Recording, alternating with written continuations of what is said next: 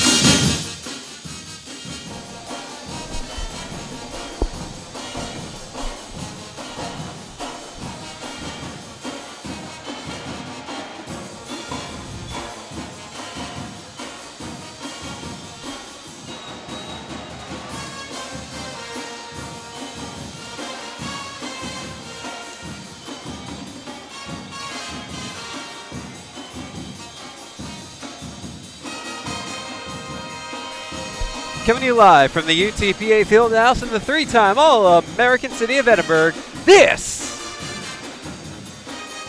is Bronx basketball. Tonight, it's the WAC home opener. It's a long time coming. The Bronx will host their first ever WAC home game anyway, as they take on the University of Idaho Vandals. First time the Bronx have held a conference game of this importance at the UTPA Fieldhouse since the 97-98 season. The Bronx are looking for their first conference win in a conference with an automatic qualifier to the NCAA tournament since February 5th, 1998. They're going to do that. They're going to have to beat an Idaho squad that was picked to finish second by the WAC media and fourth in the coaches poll during the preseason, and is off to a 6-10 start, 0-2 in WAC play. Losers of their last four. A little deceptive. Their last three games, Coach Hipster's going to talk about it a little bit, have just been these tight games that really could have gone either way. 9 of Idaho's 16 games this season have been decided by 6 points or less. They're 4-5 in those games. They can turn a couple of those around, and when it's 6 points or less, that's easy to theorize, and it's a very different team. So it shows what they can be, and it's interesting because in that way, I would describe it as similar to the Bronx. The Bronx have had a few games that they just as easily could have won as they could have lost. I'd say they've had, let's see, Sam Houston State, Houston, IPFW, SIU Edwardsville, UTSA at home, TCU, Texas A&M, Grand Canyon. I mean, that's 8 games right there, all of which the Bronx lost. So, but they had every chance to win those games. So again, it's like you turn a few of those around and things change. So for both of these teams, they're both teams that they know they're that close to getting over the hump, and it's just a question of which team is going to be able to get over that hump first. The Bronx coming off of the tough loss at Texas A&M. They were within 3 points with 11 minutes to go, but the Aggies closed the game on a 17-3 run to beat the Bronx, 63-59. 46. Senior Justin Leathers at a career-high 4 3-pointers for a team-high 13 points, with team-high tying 7 rebounds and a season-high 3 steals. Sophomore Shaq Hines scored 10 points with a team-high tying 7 rebounds. Bronx do a couple of things pretty well, though. They rank second in the WAC in offensive rebounding, turnover margin, and three-point field goal percentage defense. And it's interesting because 13 offensive rebounds per game against Texas A&M. They only had 1 offensive rebound in the entire first half. Ended up finishing with 10. So certainly something that they improved upon in the second half. And Coach Hipsher will talk about that in a minute too. Just one of the keys, offensive rebounding, getting to the hoop, and getting free throws, something that Bronx really didn't do the first 25 minutes against A&M. But if they can turn that around today, well, then they've got a chance to win. You see those hashtags at the bottom of your screen. The Bronx involved in a contest to try and win $100,000 in scholarship money. 6thfan.ncaa.com to vote. You also tweet or Facebook using those 2 hashtags in the same post. That counts as a vote as well. You can vote once on Facebook, once on Twitter, and once online per day. 6thfan.ncaa.com. Help us out. Vote Bronx. We'll take a timeout. Coming up on Bronx Pregame, it's Coach's Corner. I'll chat with Bronx head coach Dan Hipsher. This is Bronx basketball. Here, we understand how a team is the result of being part of something larger than yourself, creating a better outcome and a better tomorrow.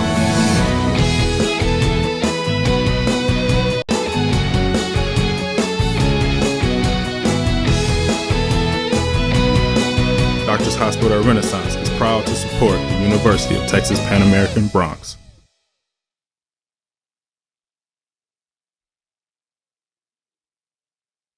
Dr. Pena, does LASIK surgery work? LASIK surgery is America's most frequently performed elective procedure. In fact, I've helped thousands of patients see better. Dr. Pena. Call me Raulito. Thousands and thousands. Raulito, are you sure? Is that thing on? Yes. Follow me. I had to put him somewhere. It's a big project.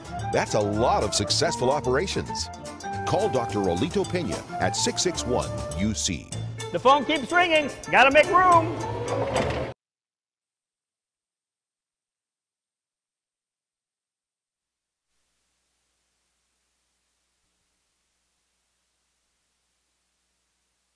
With Bronx head coach.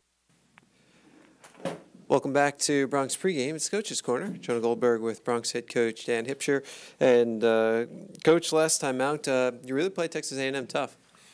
Well, we did, again, for about 30 minutes. But somewhere in these 40-minute games, we got to find a way to complete the whole cycle. And we've just had instances, could be early game, mid-game, late game, that we've got to continue to play and play well. In that game, one guy who played well and maybe starting to turn a corner, Justin Leathers, 4 threes. Yeah, Justin did a nice job. He had a good weekend. You know, he played well at Grand Canyon, did a good job at A&M, and you know, maybe getting his legs back under him and playing well. So we're looking for good things the rest of the league play from Justin. And Shaq Hines with 10 and 7 for a strong weekend also. Exactly. Shaq did a good job. He penetrated the basket, stayed on the backboard, really played well, I thought. What do games like the one at Texas A&M help you to improve on going forward? Well, execution. You know, A&M's a really good defensive team, so they're going to make you work to get what you want. I thought we did a good job. I thought, you know, primarily we got good shots. We had a couple looks that maybe, you know, we took a little early, but other than that, you know, you're looking to see guys take shots in rhythm at the right time, and A&M makes you do that, and I thought we did a good job of being patient.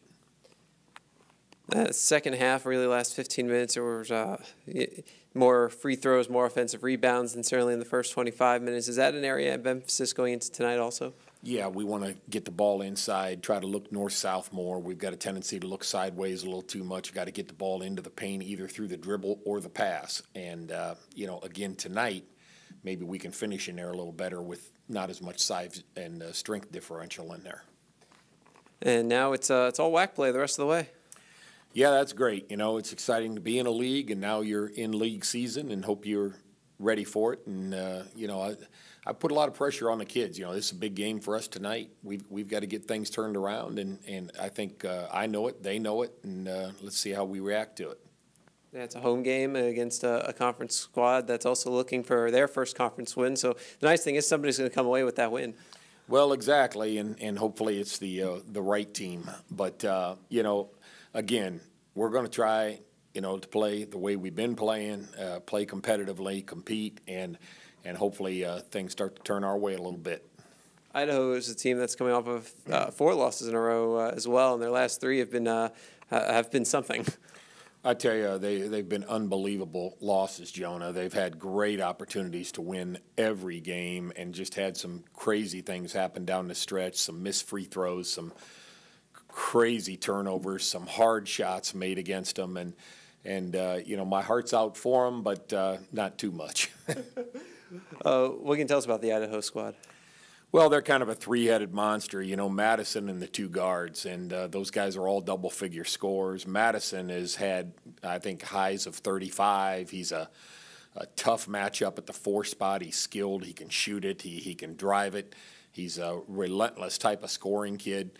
And then the 2 guards, number 5, I'm mind-blocking right now, but he's a great shooter and got great range and size. And then Neal, the point guard, can really push it, but also shoots the 3 well too. So we got to do a good job of containing those guys, and then not let anybody else hurt us along the way. Okay, Coach, thanks a lot and good luck. Thanks, Jonah. It's Bronx head coach Dan Hipsher. That'll do it for the Coach's Corner. We'll take a timeout. Bronx pregame rolls on next. This is Bronx basketball. It's the Red Tax Sales event at South Texas Buick GMC. Come in today and claim your Red Tax cash on just about all of our Buick and GMC inventory. It's the Red Tax Sales event at South Texas Buick GMC. Not the biggest, just the best.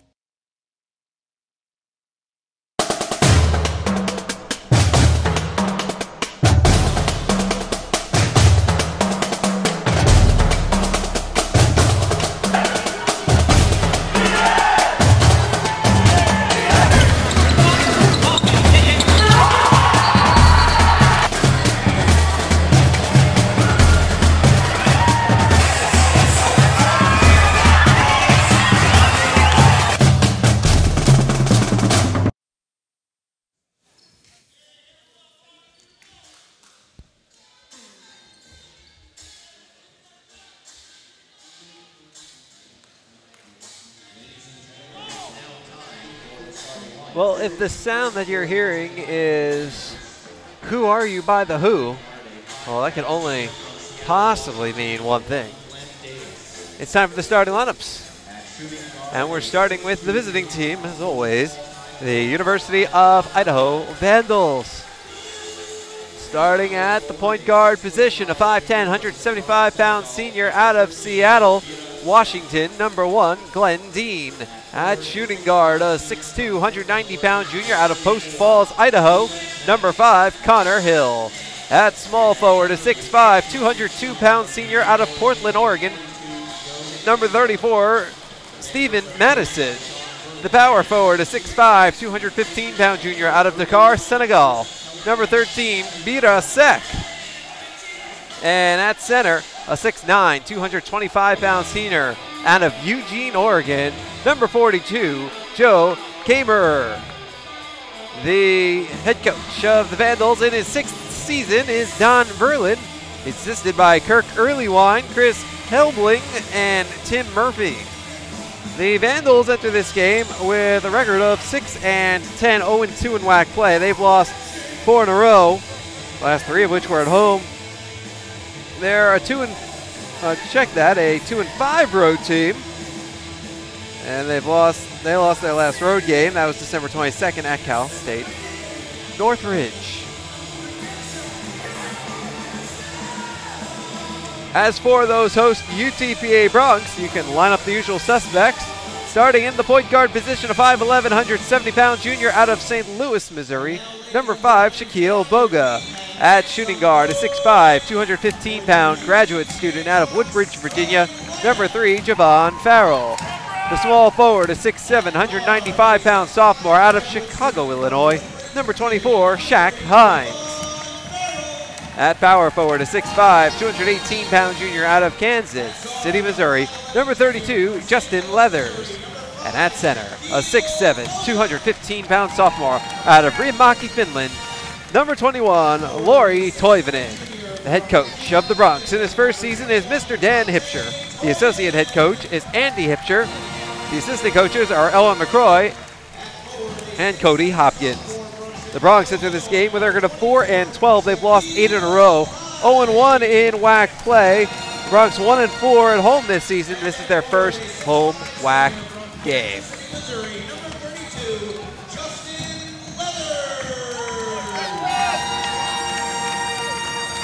The officials for tonight's game are Ronnie Hernandez, Brent Dugas, and Brad Gaston. The Vandals are in their home, or check that, their road, black and gold tops and bottoms.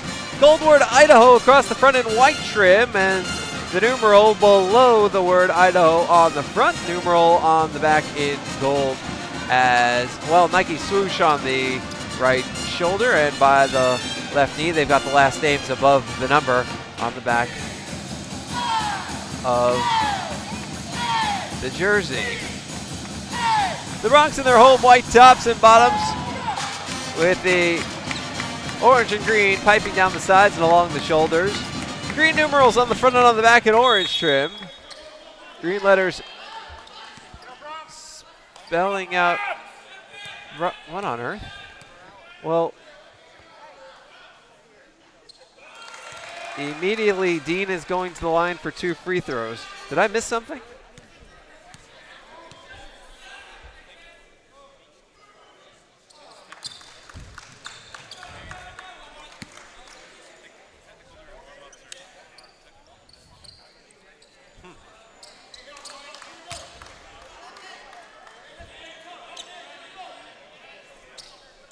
Well, he hits one, and it's 1-0 Idaho.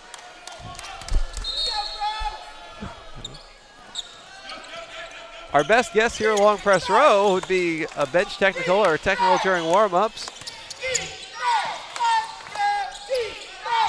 I'm going to leave it to our intrepid beat reporter, Josh Bowe of the Monitor, to find out what happened.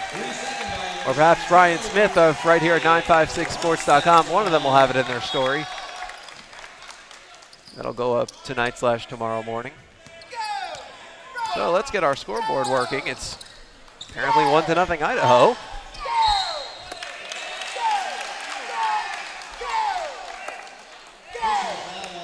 Well, I look at the play-by-play of the live stats, and they say a technical foul, so I mean, that's what it had to be. But I guess the question is, what did they do?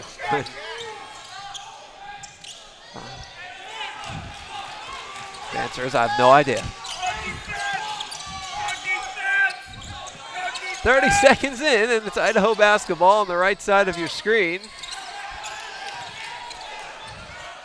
This on the 3, and on the rebound, a jump ball. Possession arrow favors the Bronx.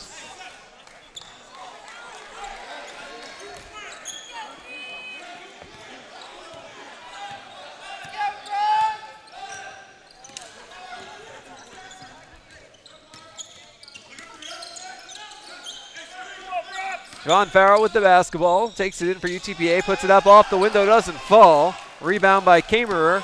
Back we go the other way. Dean passes it right to Hill, coming along the baseline, gets fouled. Shaq Boga, the culprit.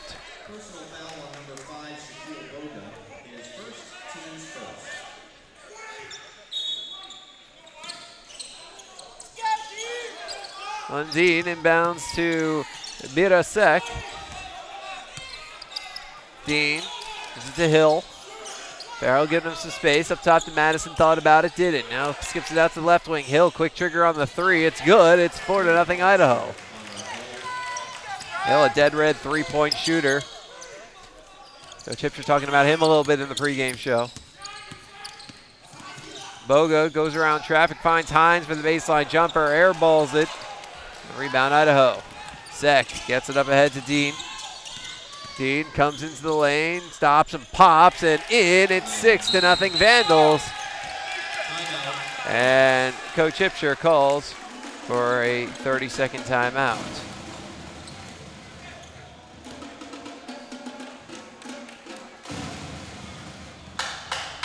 Well, a quick start for Idaho. We're only a minute and 41 seconds into this game.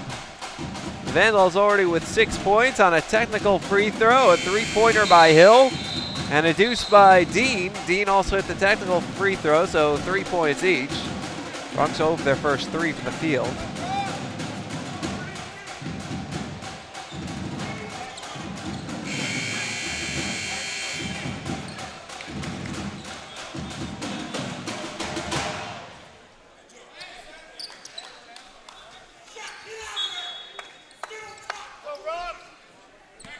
Leathers inbounds to Boga. Boga taking it across.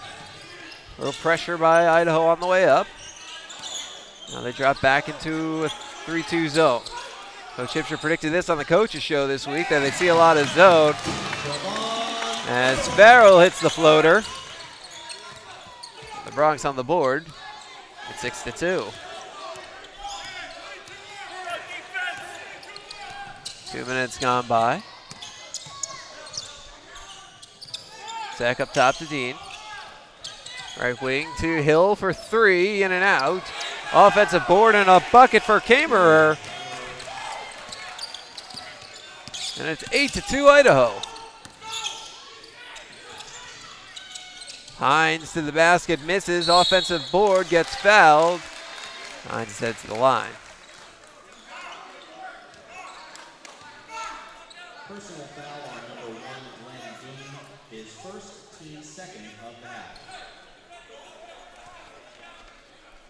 Well, a quick shooting start for Idaho, 3 of their first 5. It's a team that's really struggled to shoot recently.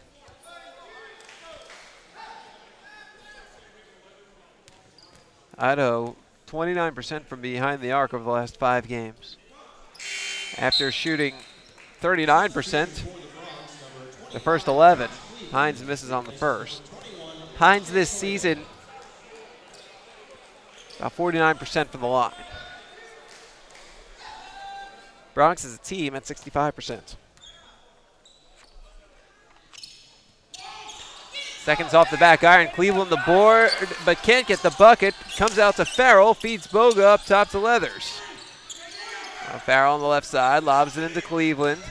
Cleveland tries to put it up, and he gets fouled.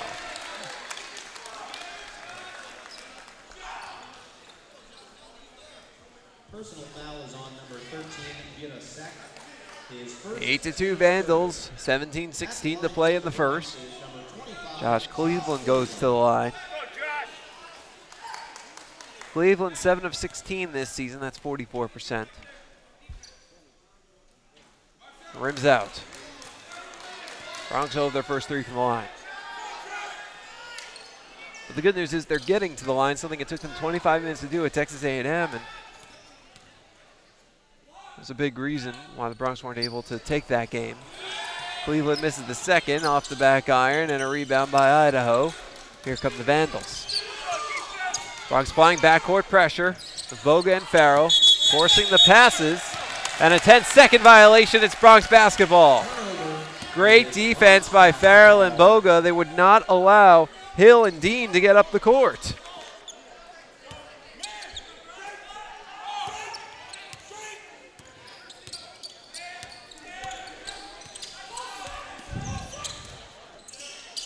The jumper by Farrell, no good. The rebound, Sack.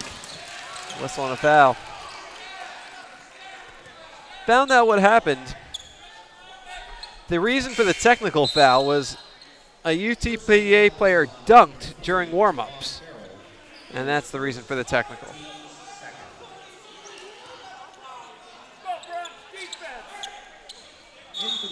Don't know who, but somebody did, and well, that's the point.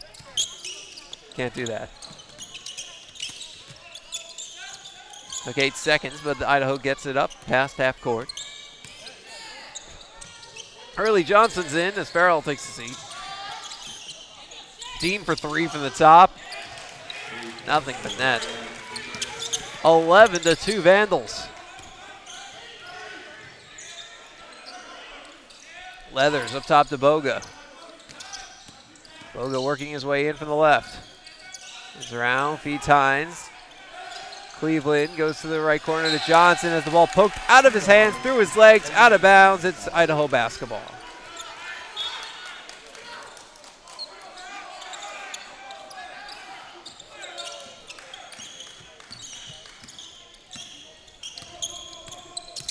Dean, pass to Sek.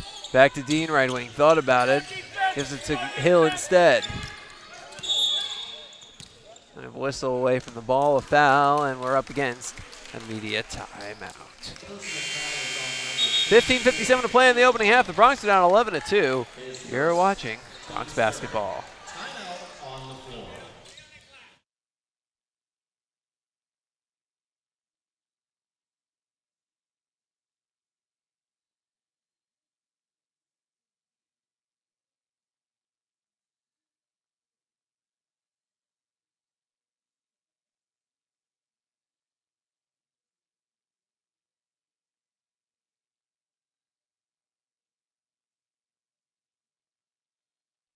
Madness is calling. The 2014 WAC Men's and Women's Basketball Tournament. March 12th through the 15th at Orleans Arena in Las Vegas. 16 teams battle through the brackets on their way to the big dance. Be there to see who will go home the big winner. Ticket packages on sale now at UTPABronx.com.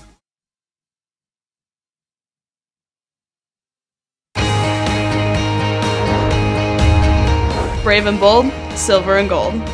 We're on a mission. Aggie up. Bronx country just got a whole lot bigger. Mighty Wolverines of UVU. Join the herd. Lopes up. Bold moves, big season, grew up. We are the new gold standard. We will be champions. We are the Western Athletic Conference.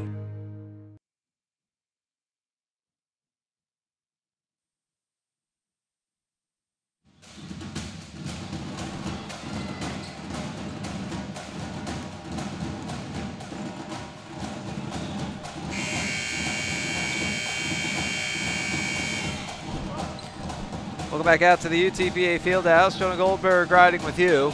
15:57 to play, and it is 11-2 Idaho at the start. It is Idaho ball. They're inbounding to the right of their basket with a fresh shot clock. Glenn Dean with the ball to Hill. All right, wing Madison.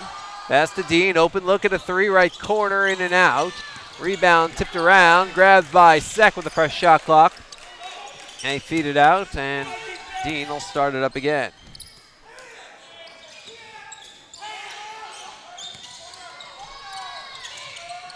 Baseline Hill, got it. It's 13-2 Idaho.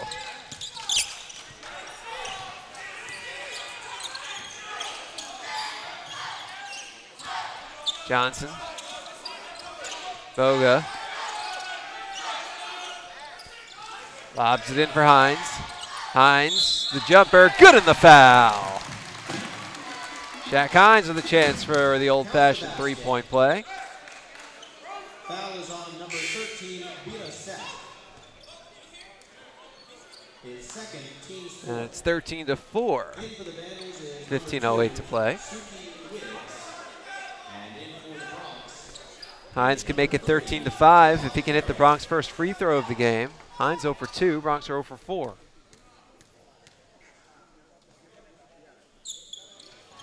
Good. So 13-5, Bronx with an 8.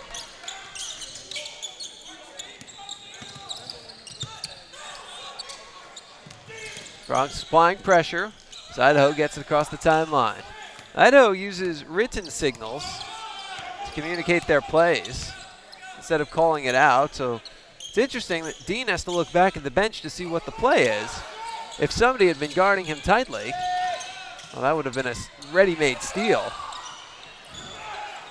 And then a quick fast break layup. A miss for Idaho. Here come the Bronx. Hines No good this time, but a foul.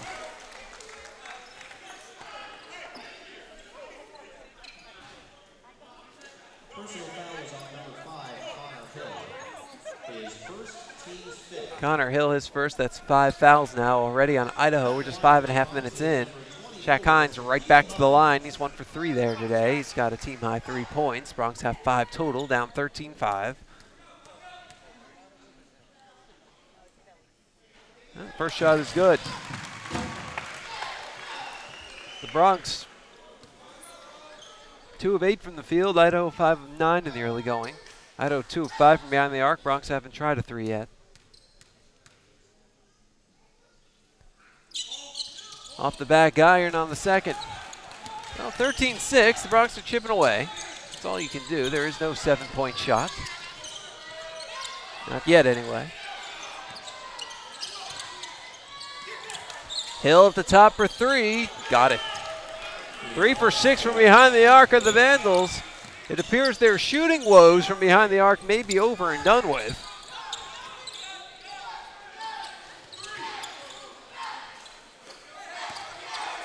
It's 16-6.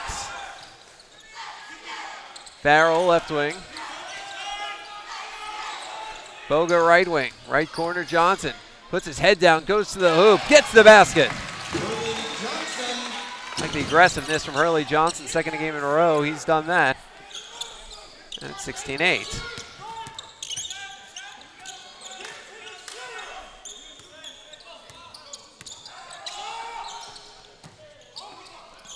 Deep 3, good in the foul. Are you kidding me? Connor Hill gets the 3-pointer, he gets fouled. And I say, are you kidding me? Because before the game, I kind of glossed over a note in Idaho's game notes. Do you know the Vandals have already converted 3 4-point plays this season? Hill is looking for his second of the year. The Vandals have had, this is now their 4th try at a 4-point play. They converted each of the first 3.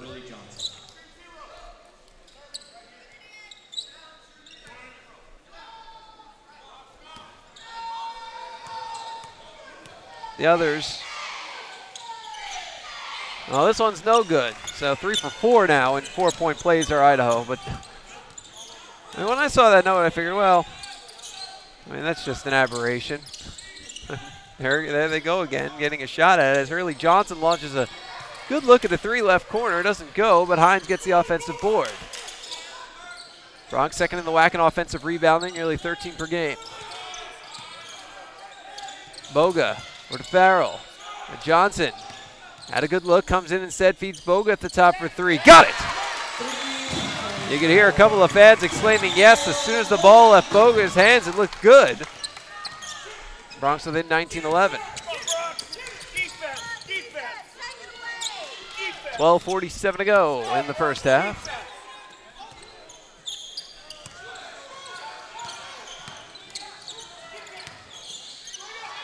Mason, no good. Rebound. Kemmerer. They're calling a jump ball. Possession arrow favors Idaho.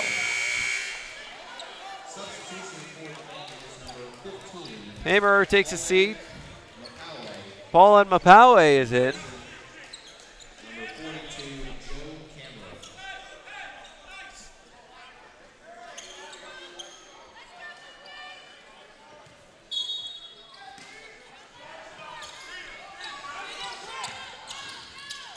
Madison misses on the layup, a rebound, Cleveland.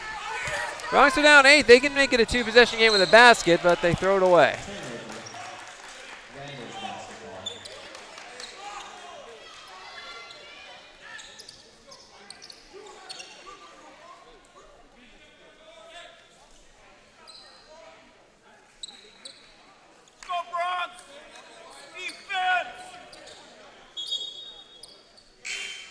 Substitution for the Vandals, number 1, Glenn Dean, replaces number 5, Connor Hill.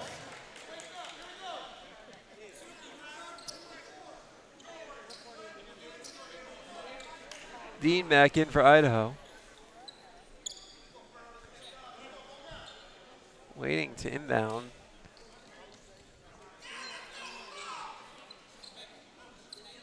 appears to be something wrong with the ball as the officials are discussing it with Coach Verlin.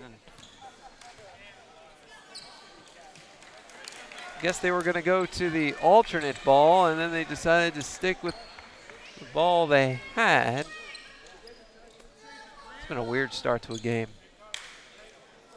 The technical free throw before the clock even started because of a dunk during warm-ups. And now people don't seem to like the ball. What are we waiting for?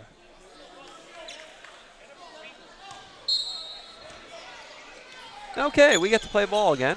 12:20 to go, 19-11.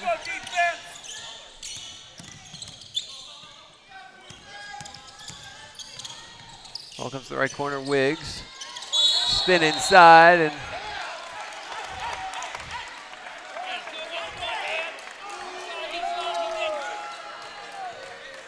and they're going to call a foul. Oh, man. I guess the foul occurred before the travel somehow.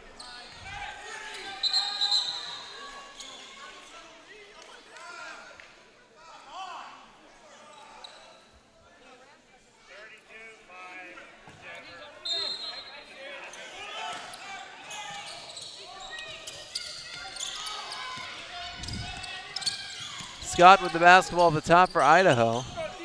And Dean, right wing Wiggs, up top to Scott.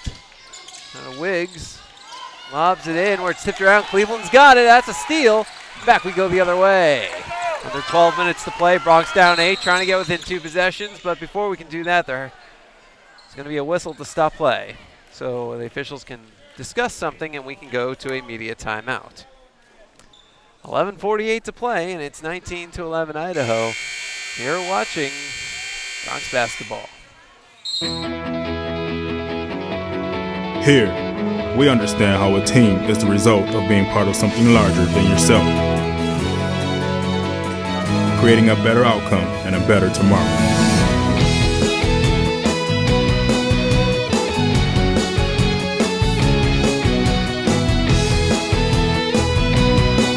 Doctors Hospital Renaissance is proud to support the University of Texas Pan American Bronx.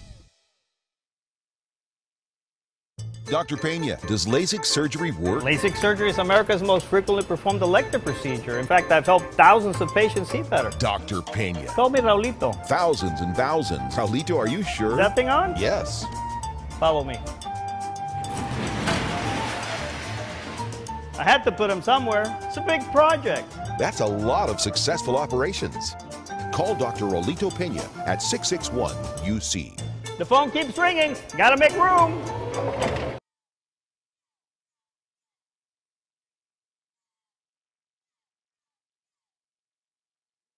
It's the Red Tax Sales event at South Texas Buick GMC. Come in today and claim your Red Tax cash on just about all of our Buick and GMC inventory. It's the Red Tax Sales event at South Texas Buick GMC. Not the biggest, just the best.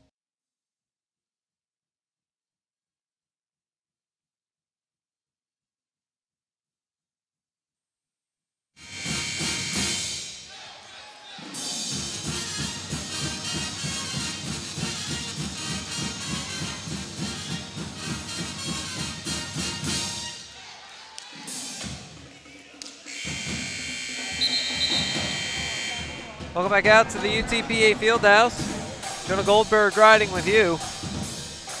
11:48 to play in the first. The Bronx down 19-11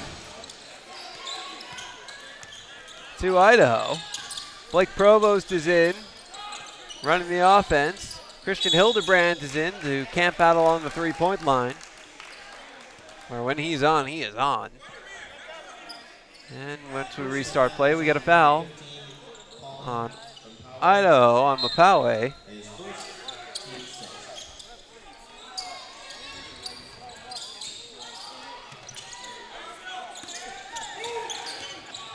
Farrell lobs in for Cleveland, strong to the rim. Can't get it to go, but he did get fouled. Josh Cleveland's headed to the line.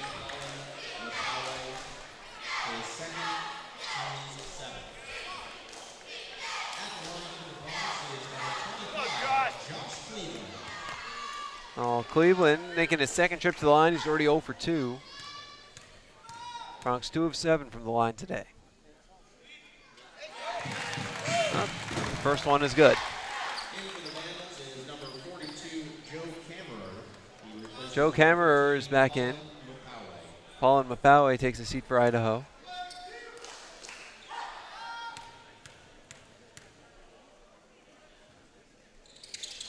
Cleveland's second shot rims out. The rebound is defensive to Idaho with Madison.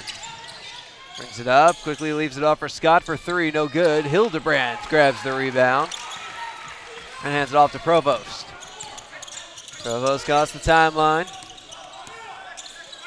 Pass over to Leathers on the left wing. Right wing Farrell steps in, back out. Top of the key Leathers. Right wing Farrell, he's open for 3. No good. Rebound Idaho.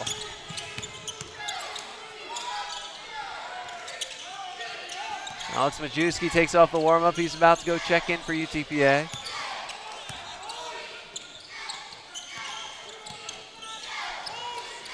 Dean on the right wing. Inside shot from Madison doesn't go. Rebound Bronx.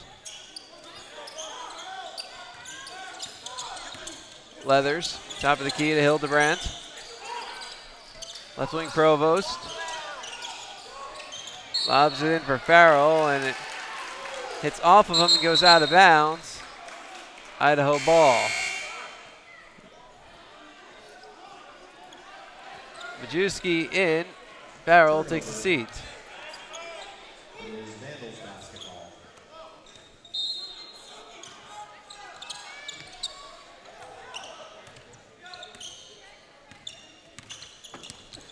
Scott across the timeline.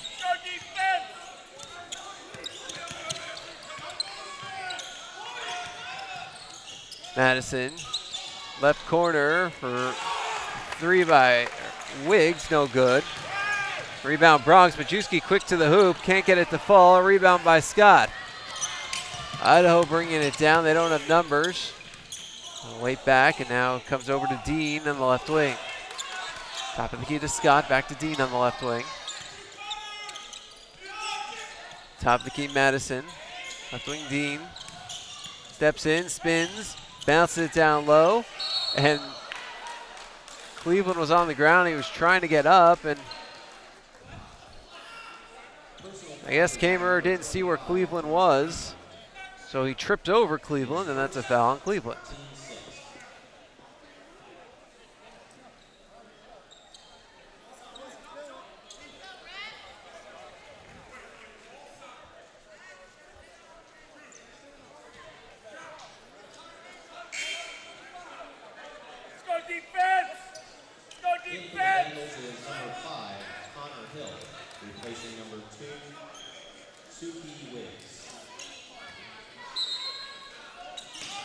Connor Hill back in.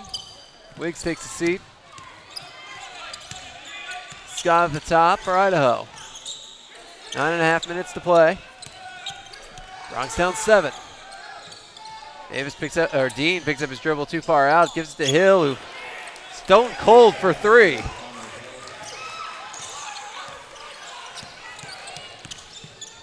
My goodness, Connor Hill is 4 of 5 from behind the arc. He's got 14 points already. He has more points than the Bronx. Provost, right side Hildebrand. Sends it inside to Cleveland, who throws it up. Off the window, doesn't go. On the rebound, a foul.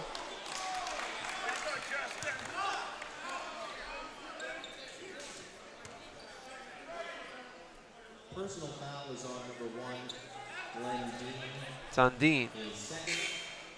Hines and Farrell in. Provost and Majewski take a seat. Number 3, Javon Farrell, and number 24, Shaquille Hines. At the line is number 32, Justin Leathers. Justin Leathers goes to the foul line for the first time today. Leathers an 88% free throw shooter. First one goes in. Gets one more. Substitution for the Vandals. Sec back in for Idaho. Dean takes a seat with 2 fouls.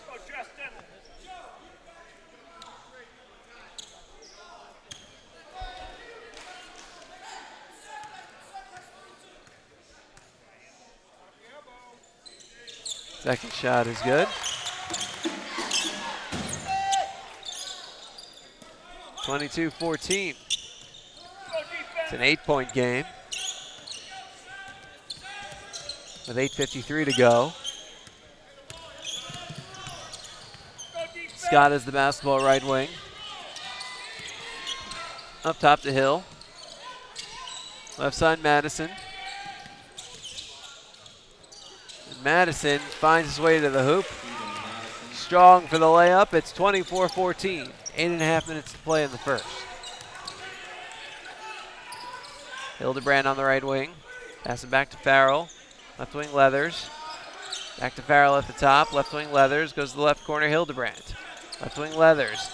Down low to Hines. Feeds Cleveland underneath. Puts it up off the window and in. Josh Cleveland banks it in. And the Bronx within 24-16. Just about 8 minutes to play in the first.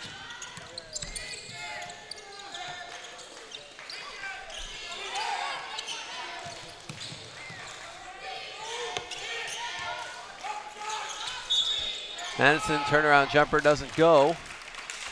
A foul though. Free throws when we return. 7:47 to play in the first. Bronx down 24-16. You're watching Bronx basketball.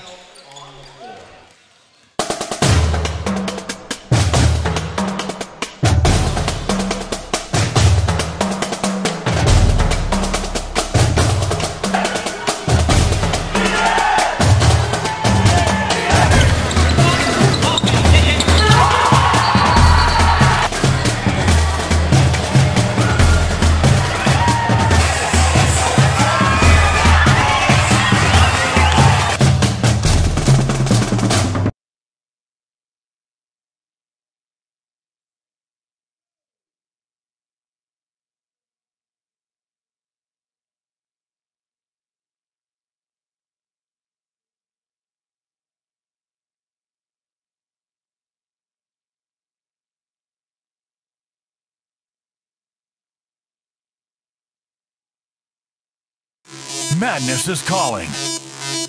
The 2014 WAC Men's and Women's Basketball Tournament. March 12th through the 15th at Orleans Arena in Las Vegas. 16 teams battle through the brackets on their way to the big dance. Be there to see who will go home the big winner. Ticket packages on sale now at UTPABronx.com.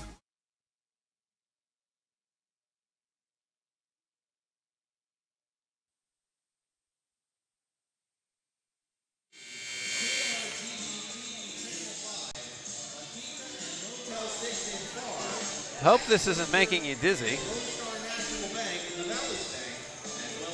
But no, it's a great view. They'll be back to normal in a second. Welcome back out to the UTPA Fieldhouse. Jonah Goldberg riding with you. 7:47 to play in the opening half. The Bronx find themselves down 24-16. Idaho opened the game on a 13-2 run. Since that point, the Bronx have actually outscored Idaho 14-11. So it's evened up, and now if the Bronx can go on a run of their own, it really will even up. Or could. At the line for the Vandals is number 34, Steven Madison. Steven Madison at the line for Idaho.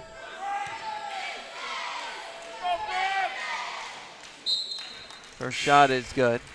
Jacob Popovich is in for UTPA. Shaq Hines takes the seat.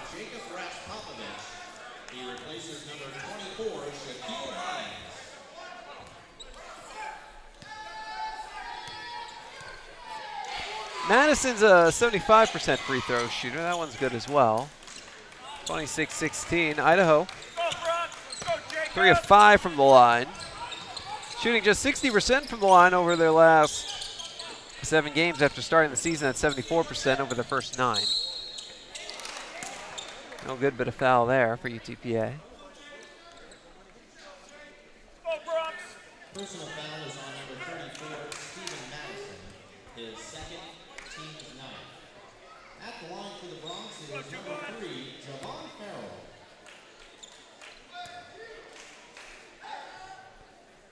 First free throw is good for Farrell. Substitution for the Vandals, number 3. Farrell is 71% free throw shooter this season. Enters the game. And the Bronx leading scorer and among the top 10 in the WAC at over 16 points per game. Second shot is good. Bronx back with an 8.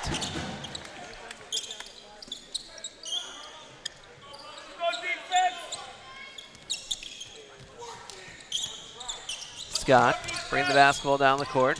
Blows by Johnson, gets into the lane, throws it up and in. Back to a 10-point lead for Idaho. Popovich, right wing Farrell. Back to Popovich, up top to Johnson. Left corner Leathers, left wing Johnson. Right wing Popovich. Directs traffic, steps right, bounce slow to Leathers, comes back to Popovich. Bounces it to Farrell. Farrell works around his defender and lays it in. Nice route to the basket for Javon Farrell. And the Bronx within 28-20.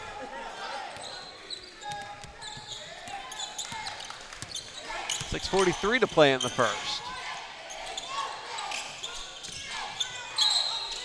This one's coming the other way.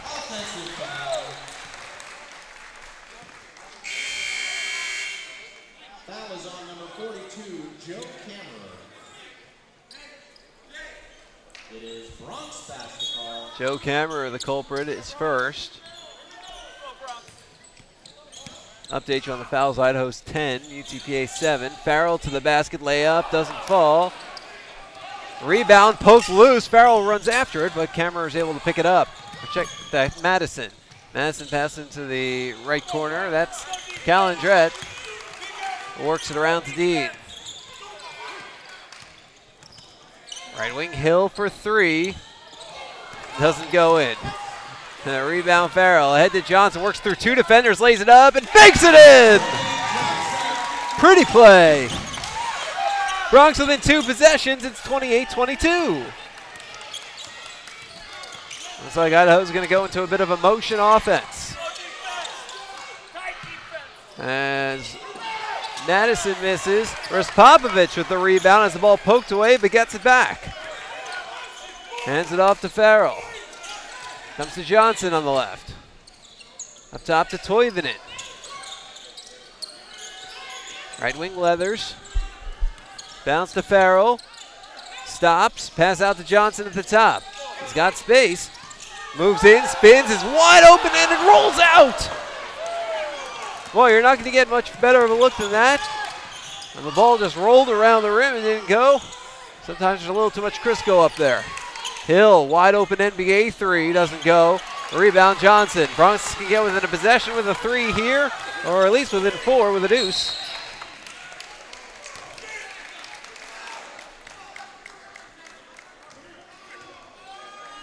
A whistle.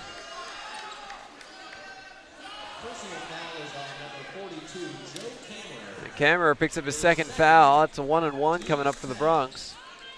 Popovich heads to Coach Hipsher to get instructions while Lori Toivonen gets ready to shoot the free throws.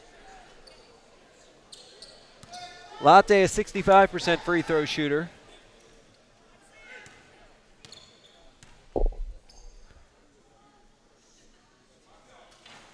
And the first one just gets in. 5-point game.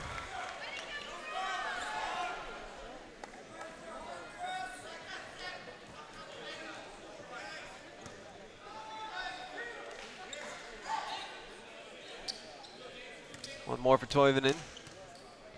Jamal Dantzler removes the warm-up. Rolls in.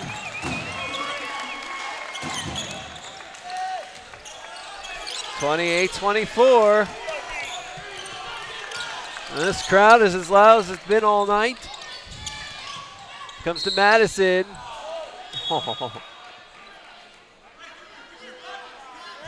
And Coach Hipsher is just laughing on the bench after that call. Leathers didn't do anything except play defense. Substitution for the Bronx his first, 8 on the Bronx.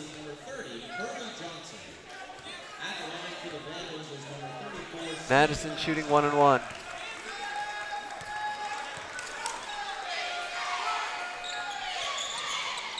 Off the front iron, rebound Farrell.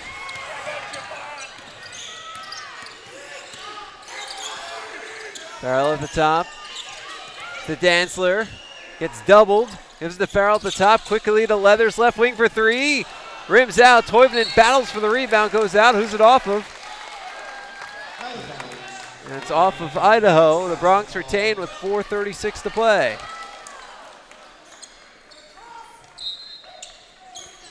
Bronx can get within a possession with the basket here. Farrell on the left wing. Farrell into the lane, throws it up, no good, but a foul. Farrell's going to head to the line, try and hit a couple and bring the Bronx within 2. Farrell already 2 for 2 from the line today. He's got 6 points. Already a much better game than he had at Texas A&M. 6 points, 4 boards, an assist. Correction, foul is on number 3 for the Vandals. Carry on Callinger. Foul on Callinger at his first.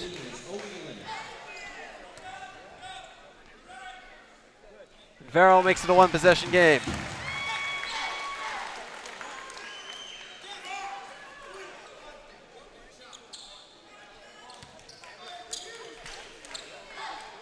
The Bronx on a 9-2 run. Even with the miss, it's a 1 possession game. Madison gets it out, comes all the way to Dean at center court. Bronx need another stop. Madison, Leathers right on him. Pass right wing, Hill. Hill got off to a hot start. 4 of his first 5 from behind the arc. Dean at the top with 4 minutes to go. 8 on the shot clock. Dean lets it fly and he nails it. A very deep 3 makes it a 6-point game again, a 2 possession game. A Toivonen all alone for the layup. He got behind the defense and took the shuttle pass. The Bronx within 4. It's 37-21. Great play. Madison lobs over the right corner. Callinger looking for a Kamerer inside. It's stolen by Leathers to Farrell. He can make it a 1 possession game.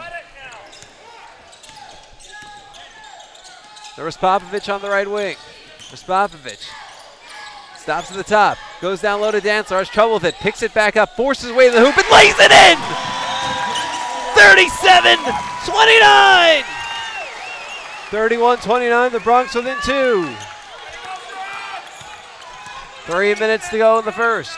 Dean's pass to no one in particular goes out of bounds. It's going to be Bronx ball when we return. 2:54 to play. The Bronx within 2. This is Bronx basketball.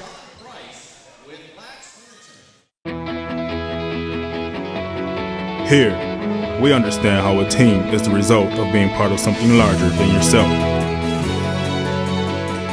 creating a better outcome and a better tomorrow.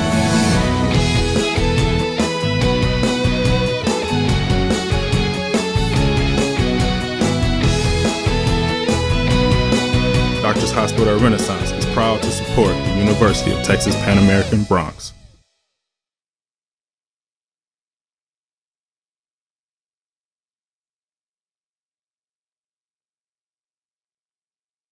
Dr. Pena, does LASIK surgery work? LASIK surgery is America's most frequently performed elective procedure. In fact, I've helped thousands of patients see better. Dr. Pena. Call me Raulito. Thousands and thousands. Raulito, are you sure? Is that thing on? Yes. Follow me. I had to put him somewhere. It's a big project. That's a lot of successful operations. Call Dr. Raulito Pena at 661-UC. The phone keeps ringing. Gotta make room. It's the Red Tax Sales event at South Texas Buick GMC. Come in today and claim your Red Tag cash on just about all of our Buick and GMC inventory. It's the Red Tag sales event at South Texas Buick GMC. Not the biggest, just the best.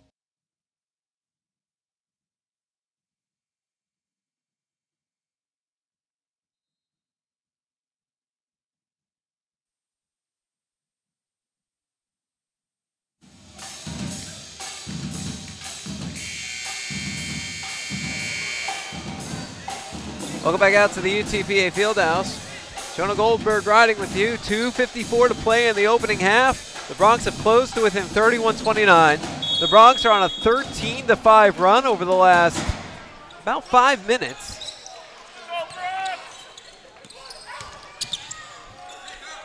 And now they can tie it for the first time with a basket here. Bronx could also take the lead for the first time.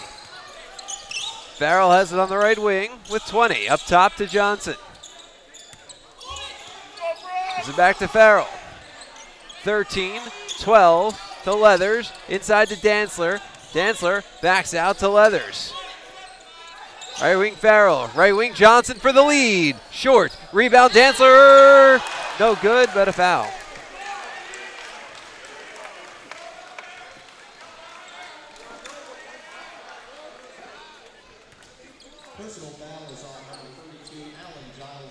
So Jamal Dantzler, after the foul on Giles, is first, and Dantzler's a chance to tie the game.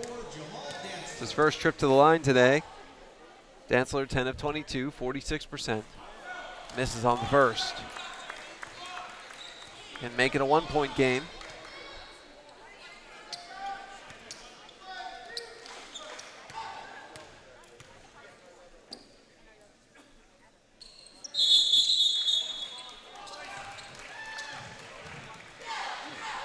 Second one gets waved off because of a lane violation.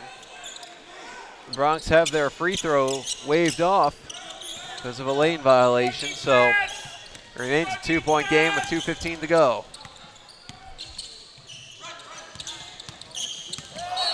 Oh, that is an offensive foul. Great job by Toivonen to plant himself and set position.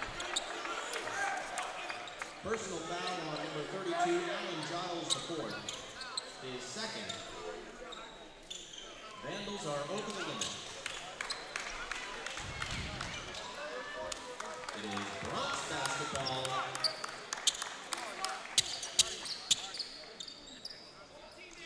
And after watching Hurley Johnson slip in the celebration, the officials have decided to bring out a towel. I guess deciding that the standard wipe-up cloth isn't enough. Wipe up some moisture on the court.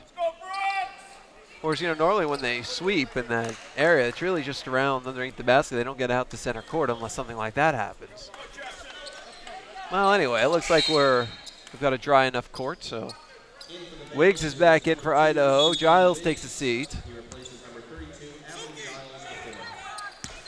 And the Bronx can tie it or take the lead right here.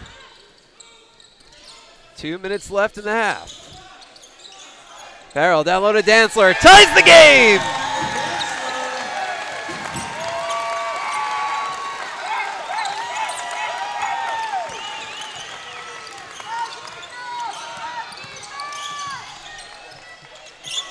$31-all. And now the Bronx can take the lead. A traveling violation.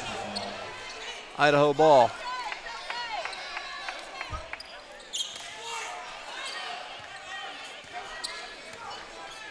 Minute and a half to go. Game tied at 31.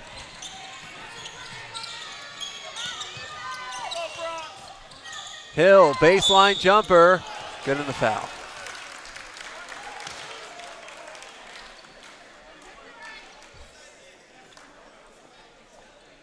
Count the basket. Personal foul.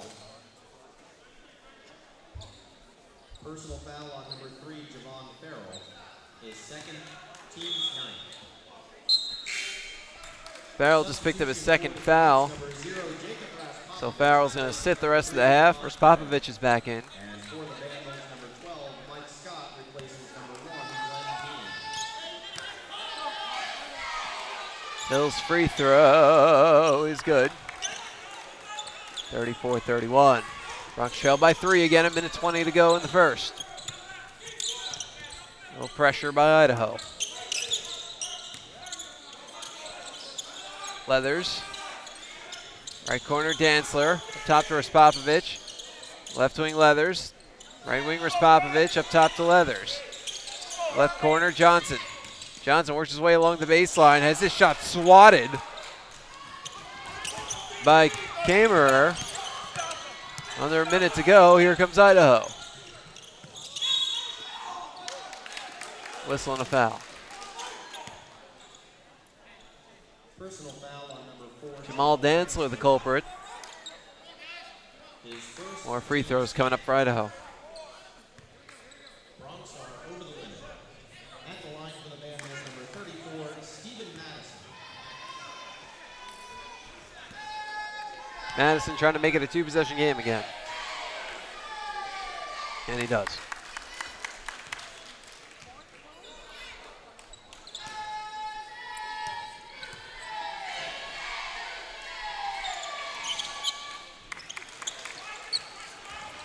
(36-31). See if the Bronx try to go 2 for 1. Not a lot of time to do that. 44-43. Leathers. Right wing Raspopovich. Lob to Leathers. Comes inside to Dantzler. Puts it up. No good. Rebound Idaho. And there's less than a second differential between shot clock and game clock. So Coach Verlin of Idaho calls for timeout. And a good chance for Idaho to discuss what to do here. I mean, basically they're going to hold out. You don't want the Bronx to have a chance at a shot. I mean, in theory they'll have a couple tenths of a second, but realistically, Idaho gets the last full possession of this half, and they want to use it.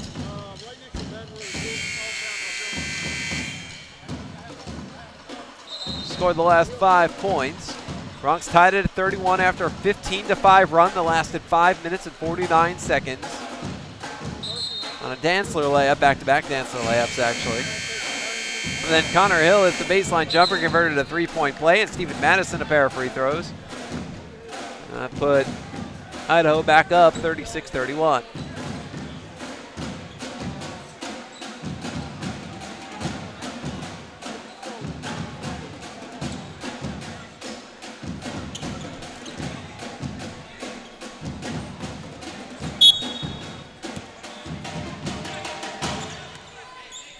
.1 seconds on the clock. Less than a second differential between shot clock and game clock. Idaho ball. Madison is to Scott. Scott works right, back to his left. 13, 12, not a Hill at the top, 11. To Madison with 9, 8. Ball gets knocked away. Madison gets it back, misses the shot, but gets fouled. Toivonen's arm straight in the air. And Coach Hipsher screams out to the official who made the call, what did he do? Personal foul is on number 21, Toivonen. His first. The Bronx are over the limit. At the line. Toivonen's first foul. Madison 2 free throws coming up. Short. Well, the Bronx only had 6.6 seconds to try and get the last basket of the half. And potentially get within a possession. Well, another miss. 5, 4, 3, 2. Dantzler at the buzzer. Got it! Jamal Dantzler from the corner.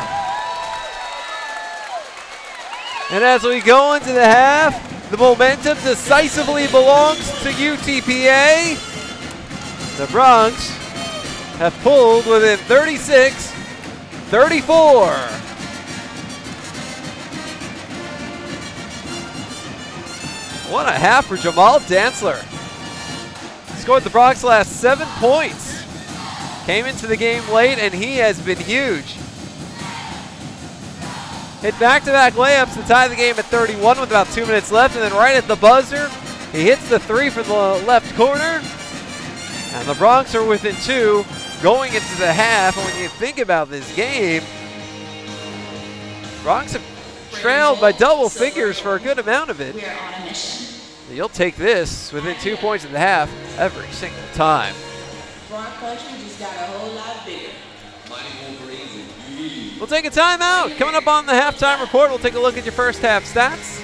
We'll show you a clip of Bronx country this week's episode. If we have time, we'll take a look around the WAC. This is Bronx basketball.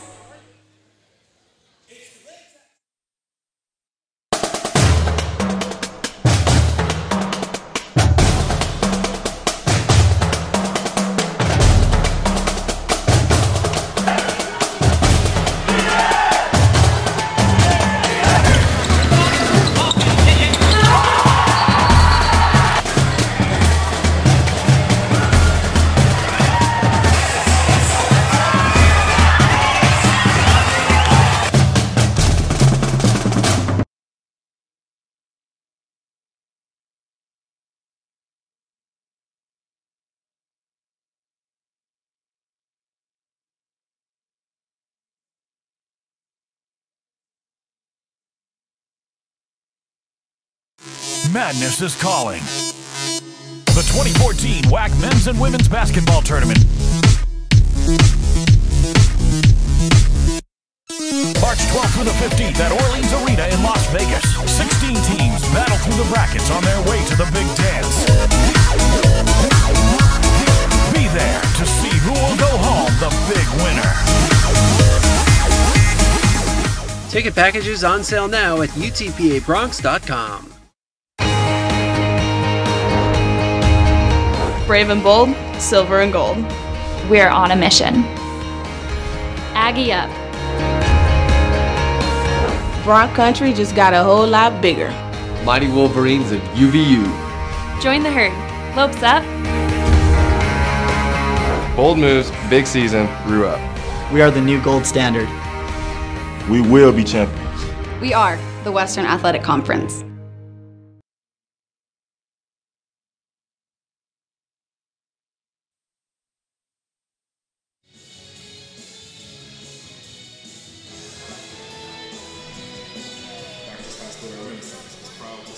Welcome back out to the UTPA Fieldhouse. Jonah Goldberg riding with you.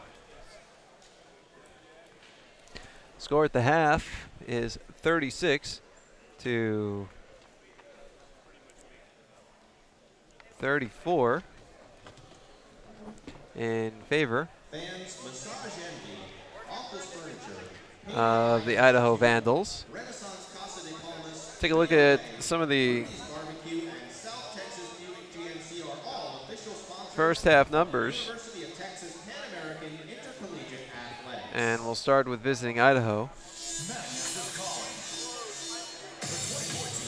Connor Hill leads all scorers with 17 points, 6 of 9 shooting, 4 of 7 from behind the arc, 1 of 2 from the line, 2 rebounds. 9 points, Glenn Dean. 6 points, 5 rebounds, Stephen Madison, 3 assists as well. 2.6 rebounds, Joe Kamerer, and 2 points for Mike Scott. Idaho, 12 of 26 from the field, that's 46%.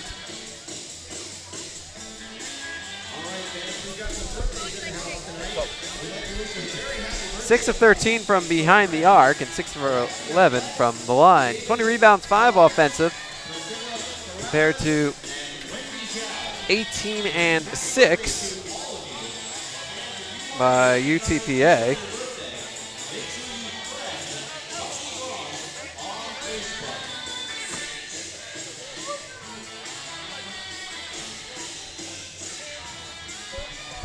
Bronx led in scoring by Javon Farrell. He's got 7 points, 5 rebounds, and 3 assists. 2 of 6 shooting, 3 of 4 from the line. 7 points, Jamal Dantzler. 4 points each for Laurie Toivonen and Shaquille Hines. And Hurley Johnson. 3 points each for Shaq Boga and Josh Cleveland. Bronx 11 of 27 from the line. That's 41%. 2 of 6 from behind the arc. 10 of 19 from the line. Points in the paint, 14-6 in favor of UTPA. Off of turnover, 7-5 UTPA. Each team with 4 second chance points. The Bronx with 2 fast break points, Idaho with none. Bronx bench has been huge, 14 points off the bench, Idaho with 2. There has been all of 1 tie, no lead changes. We'll give you all these numbers, but only ones that matter. 36-34, Idaho leads UTPA at the half. We'll take a timeout. Or actually, what we're going to do is,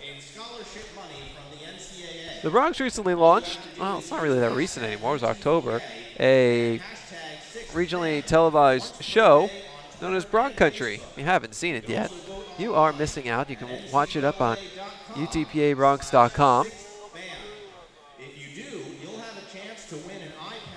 On our YouTube channel. You can see it here at 956sports.com. McAllen Cable Network for our television. Comcast Sportsnet Houston every Friday at 11 a.m. Time Warner Cable Sports Channel every Wednesday at 6:30 p.m. It's everywhere, is the long story short. And we're going to show you a clip from this week's episode right now. UTPA men's and women's basketball opened their first season in the WAC against Grand Canyon. We'll see how they did. We get to know women's soccer head coach Claude Bugariu. And get your poles out. It's time to go fishing. This is Bron Country.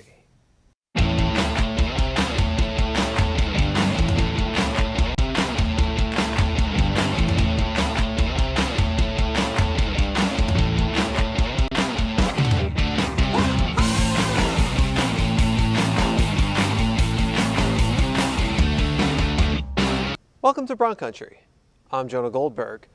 The University of Texas Pan American men's and women's basketball team played in a conference game in a conference that grants automatic qualifications into the NCAA tournament for the first time in nearly 16 years on Thursday when they opened up Western Athletic Conference play against Grand Canyon. Ladies first, Bronx playing host to Grand Canyon in their first WAC basketball home game in school history. The Antelopes scored the first 4 points of the game, but now it's the Bronx turn. Jasmine Thompson makes it a 1-point game. And then Sherelle Price connects to give the Bronx the lead. After Shante Goff hits a pair of free throws, she buries the 3. 10 straight points for the Bronx, it's 10-4. The Bronx maintained a small lead for the next 6.5 minutes, but Alexandria Hill is thinking big. And you think that was a deep 3? Then check this one out. From behind the NBA arc, Bronx up 26-16. Later on in the half, Bronx trying to create some separation. Price for 3, not once, but twice. Bronx up 36-24. The Bronx led by as many as 13, first on this Tanisha Walker free throw at the end of the half. Then on each of these 2 Walker layups, Bronx up 42-29. The Lopes pulled within 5 minutes later, but Goff responds. Nails the 3, then hits the layup, Bronx up 10, and then next time down the court, we're back to Thompson. Bronx up 53-41. That's when the Lopes got hot. They went on a 14-0 run to take the lead back. Luckily for the Bronx, the price is right. Ties the game at 55. Next possession, it's Walker for 3. The Bronx take a lead that they don't relinquish. Bronx win 60-58. 4 Bronx reach double figures in scoring. Goff with 14 points to lead the Bronx for the 5th time this season. A few career highs set in this game. Hill with 12 points and 2 steals, and Price with her 10 points. Well, it feels great. I mean, it's a historical win for the program, the first WAC win ever in the history of the women's basketball. It's over a really good team that came in with the best record at 11-2, and we came away with the win. We're 1-0 in the WAC, and full steam ahead. It was a great team win. It was very much needed. We went on a 3-game losing streak, so that can't happen for us. And we play good at home. We always do good at home, so we knew we had to come out and do what we had to do, and we got the job done. We were just all very into the game. We were excited. It was our first WAC game here at UTPA, and we just wanted to come out and play our hardest.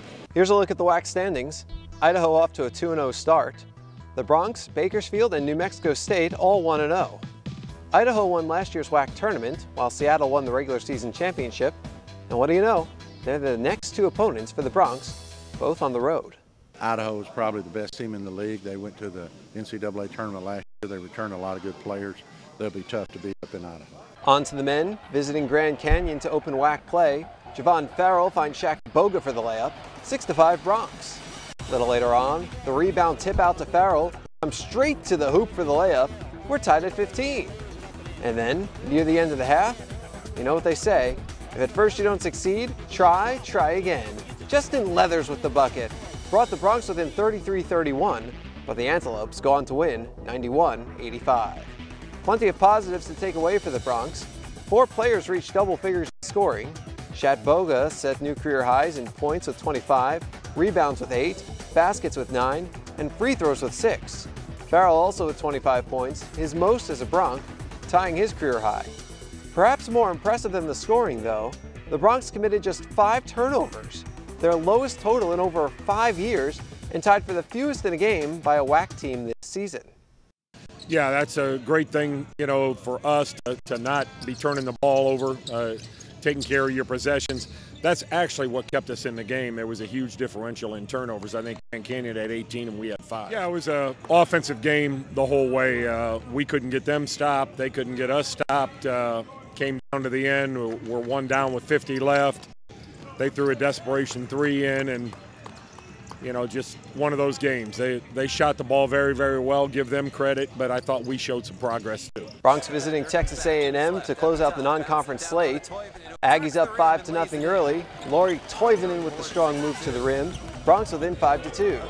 Bronx now down 6-2. Justin Leathers with a little fake out. Feed Shat Boga for 3.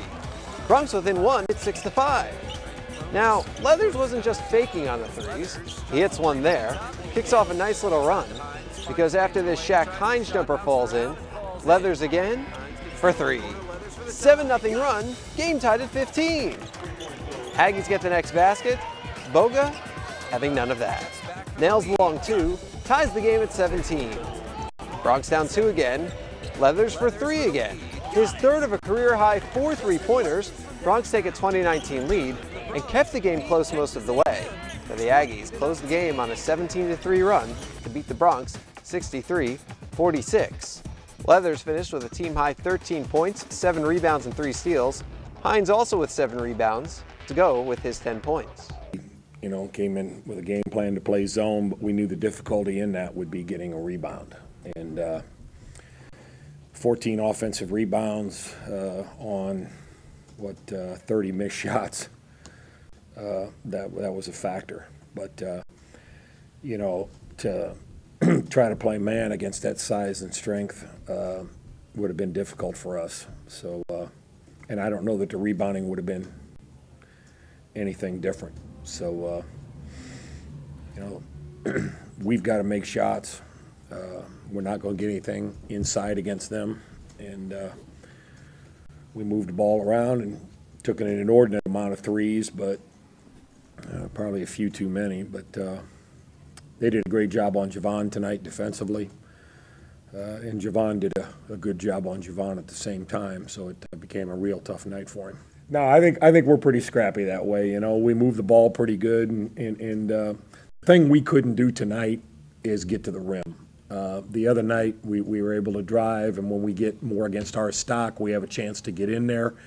But tonight they took that away and made it very difficult to get to the rim, so we were living on jump shots, and as you've seen by our percentages, that's not a great thing for us. Here's a look at the WAC standings. Kansas City off to their first 2-0 start in 6 years. New Mexico State, Utah Valley, Chicago State, and Grand Canyon also with wins. The Bronx play their first ever WAC home game on Thursday at 7 p.m. against Idaho. The Bronx then hosts Seattle on Saturday, also at 7 p.m. Now, if you want to guarantee your seats to see Bronx men's and women's basketball facing off against WAC competition, this is your last chance to get yourself some WAC packs. You can get reserved tickets to all the Bronx WAC men's basketball home games for just $75. Women's WAC packs go for $25. Want one? Get out your phone and give the Bronx a call, 956-665-2221. And while you're on the phone, make sure you inquire about WAC tournament ticket packages and travel plans. You can get a ticket to all 14 WAC tournament men's and women's basketball games for just $165. The WAC tournament is taking place in Vegas this year, over spring break no less. We even have an in on hotel rooms through corporate travel. So give us a call or visit UTPABronx.com today. Hey, We've been telling you Bron Country just got a whole lot bigger, haven't we? Well, Viva Las Vegas! A few weeks ago, I showed you what a coach does with his days in the year leading up to the start of his team. Coming up on Bron Country, we get to know you. Welcome back out to the UTPA Fieldhouse. Jonah Goldberg riding with you. Second half underway. The Bronx have pulled within 36-34. Jamal Dantzler, 7 points, tied for the team lead. He scored all those 7 points in the final 2.5 minutes of the half. Back-to-back layups to tie the game. A three-pointer at the buzzer to make it a 2-point game. And now the Bronx tie the game again! Shaq Hines! And if he hits this free throw, the Bronx will have their first lead of the game.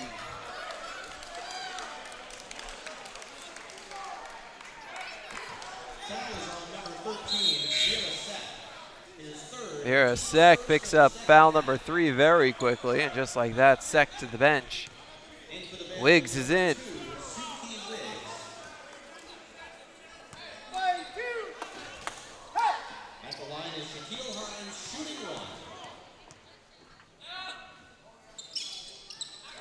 Hines hits the free throw. The Bronx have their first lead. It's 37-36.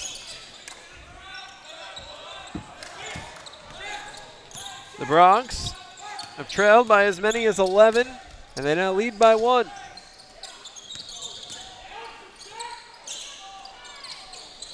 Hill responds.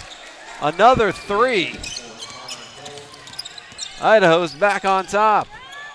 That was Hill's 5th three-pointer of the game.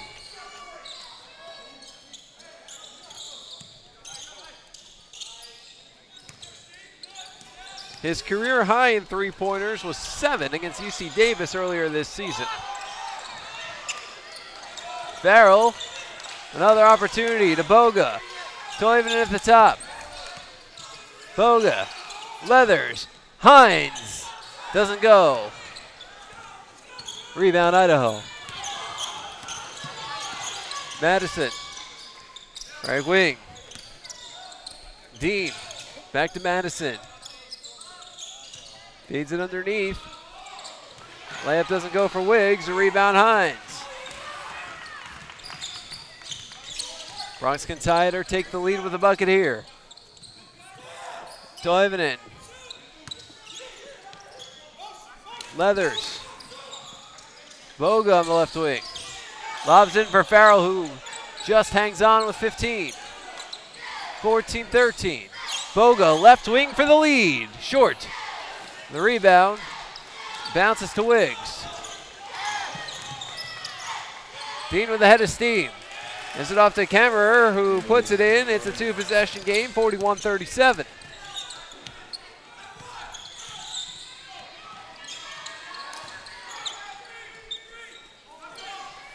Boga to Leathers. Hines along the foul line, steps out, feeds Leathers left wing for 3. Off the back iron, rebound Wiggs. Now Madison brings it down. Pass right corner. Dean guarded. Bronx man to man. Dean at the top with 20. Just about 3 minutes gone by in the second. Ball on the right elbow. Wiggs comes in and his layup falls in. 43-37. Boga. Leathers back to Boga. Finds Farrell underneath the Hines. He's alone. Knocks down the layup. Bronx within 4.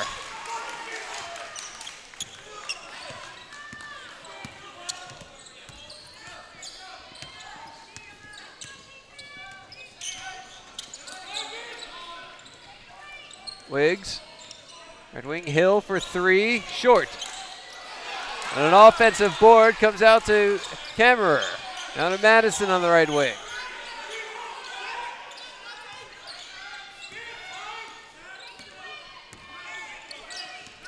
Dean at the top. Kemmerer, right wing Madison. Leathers forces him out. Kemmerer takes the 3 and he nails it. And Idaho's lead is 3 possessions. Boga, right wing Leathers, top to Boga for 3, short. Boga follows that up, gets the rebound and the layup. 46-41.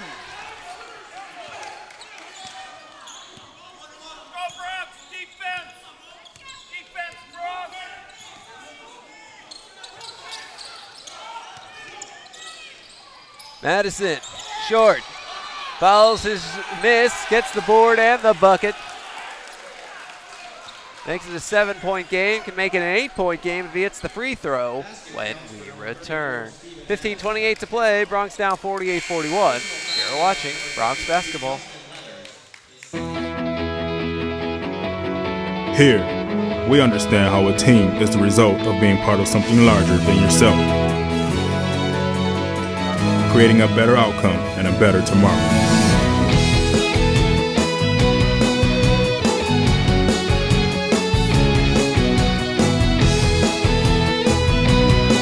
Doctors Hospital Renaissance is proud to support the University of Texas Pan American Bronx.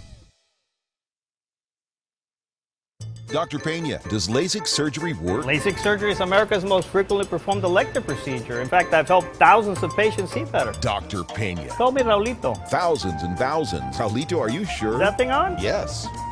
Follow me. I had to put him somewhere. It's a big project. That's a lot of successful operations. Call Dr. Raulito Pena at 661-UC. The phone keeps ringing. Gotta make room.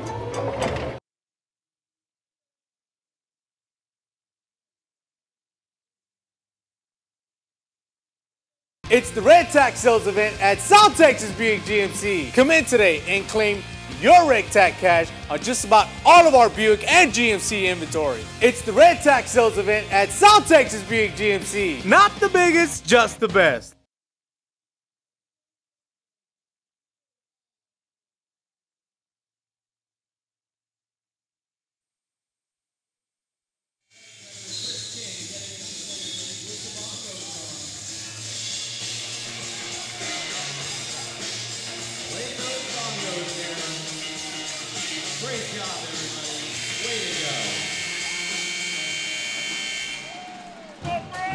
Welcome back out to the UTPA Fieldhouse. Jonah Goldberg riding with you. 15:28 to play.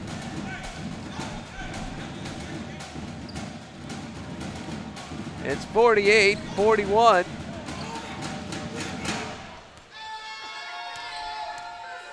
In favor of Idaho, and Madison misses the free throw, so no 3-point play. It remains a 7-point game.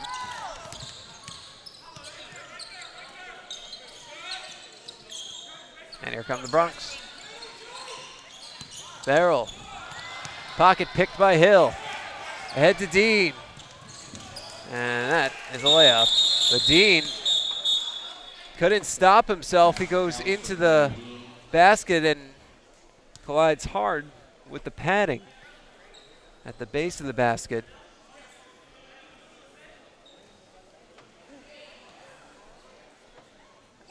And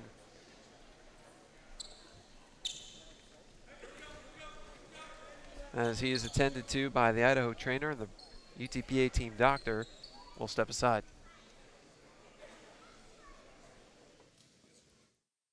Madness is calling. The 2014 WAC Men's and Women's Basketball Tournament.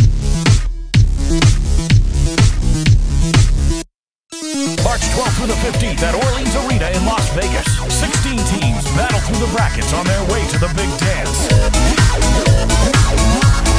Be there to see who will go home the big winner.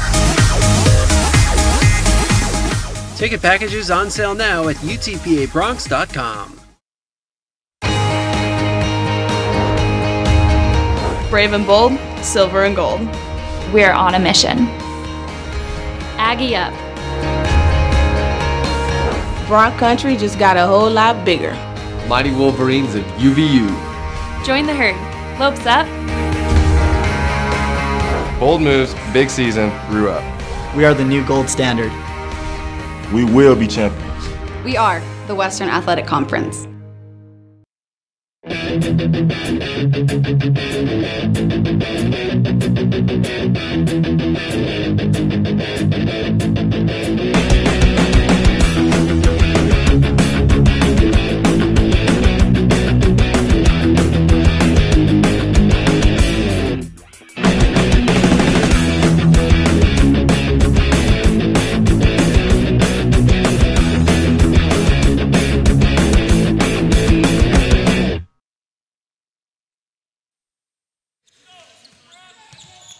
Dean has been helped back to his bench with what we can only term an apparent chest injury because we know nothing beyond that. It's being looked at by both trainers and the UTPA doctor behind the bench, but the good news is he wasn't taken back to the training room and he's still on the bench. Josh Cleveland commits an offensive foul. You just have to hope, or no, it's not on Cleveland. Correction on the call, it was a 3-second violation. It was a 3-second violation. You just have to hope that he just simply had the wind knocked out of him. And you never want to see a guy get hurt. Looks like they're going to review it on the replay, I guess to make sure it was 3 seconds. So that's what they are doing right now. Well, it's a pretty quick review.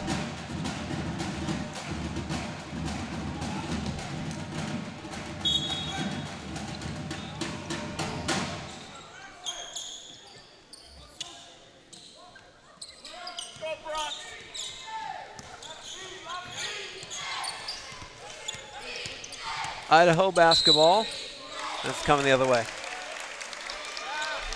Offensive foul. Offensive foul is on number 42, Joe Kammerer now has 3. His third, team second of that. 2 on Idaho.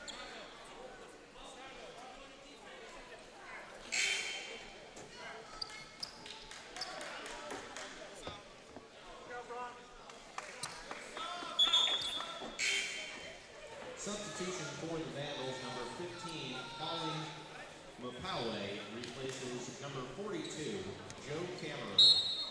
Mapawe in, Kammerer out for Idaho. Bronx down 9. It's 50-41.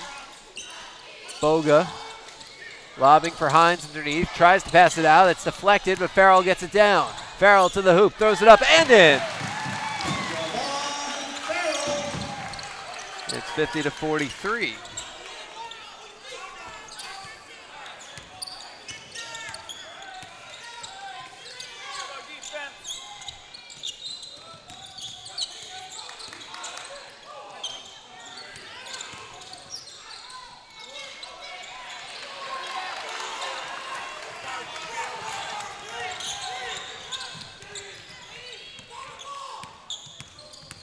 Farrell. Ball knocked away, keeps it to Boga.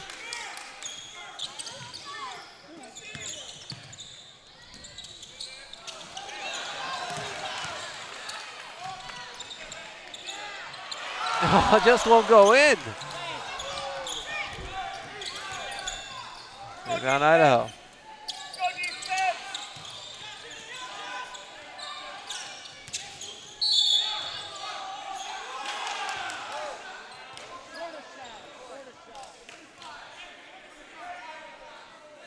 Personal foul is on number 25, Josh Cleveland.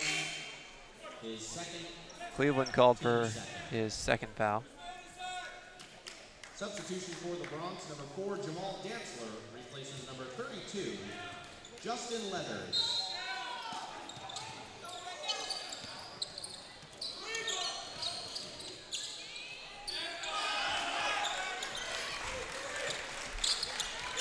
Basket's good, 52-43. Dean has returned to the front row of Idaho's bench, so looks like he's okay. We'll know for sure if he comes back in the game. Boga at the top. Pass to Hines, now to Farrell. Farrell puts his shoulder down, can't get in. Finds Hines though, and he lays it in. 52-45.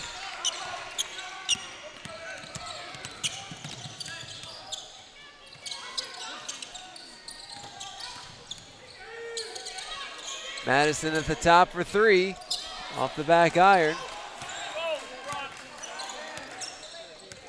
Rebound, Scott.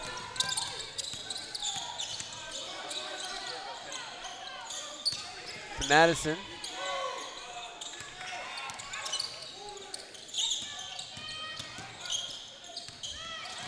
Ball underneath, and Hines steals it. Fires it ahead for Farrell. Farrell going straight to the basket, gets fouled on the floor. Bronx ball when we return. 11:59 to play. Bronx down 52-45. You're watching Bronx basketball. Here, we understand how a team is the result of being part of something larger than yourself, creating a better outcome and a better tomorrow.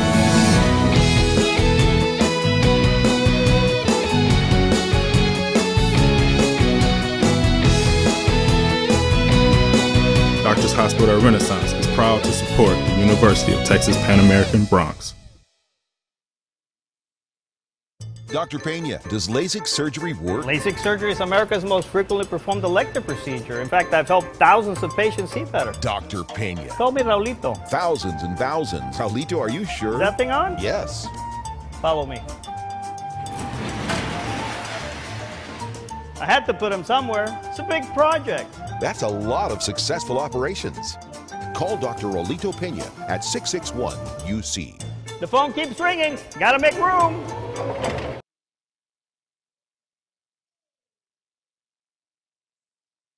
It's the Red Tax Sales event at South Texas Buick GMC. Come in today and claim your Red Tax cash on just about all of our Buick and GMC inventory. It's the Red Tax Sales event at South Texas Buick GMC. Not the biggest, just the best.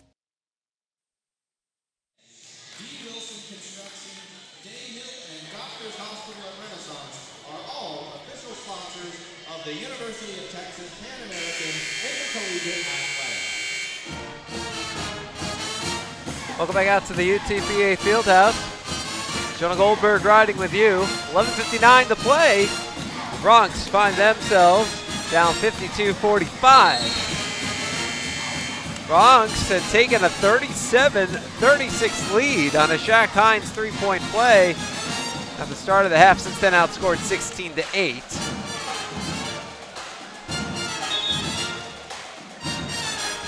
See if the Bronx have another run in them.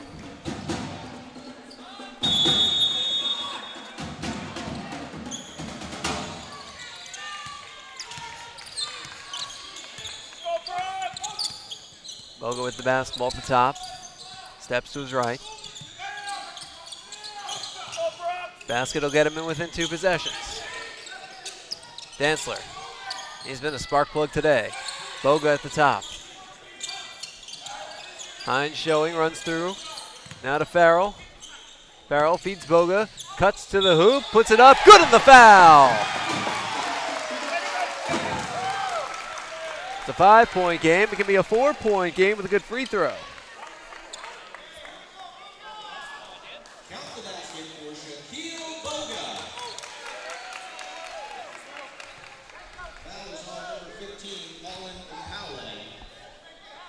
His third. At the line, number 5, Shaquille Boga. Boga trying to convert on the 3-point play. Doesn't fall.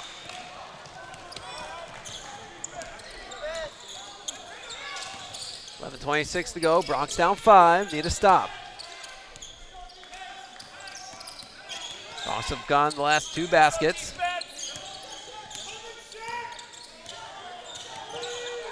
Hill takes out Dantzler. Tries the long 2 and he hits it. Back to a 7-point game.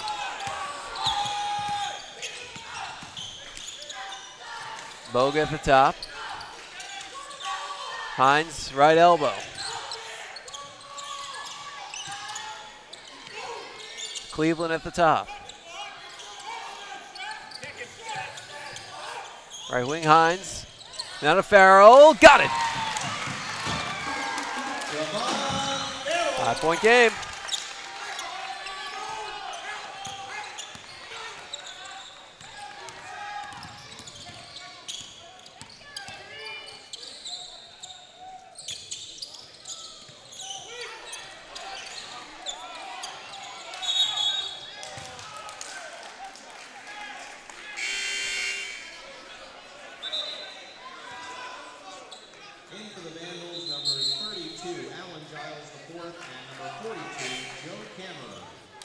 Substitution for the Bronx, number 0, Jacob Raspopovich, replaces number 4, Jamal Dansler.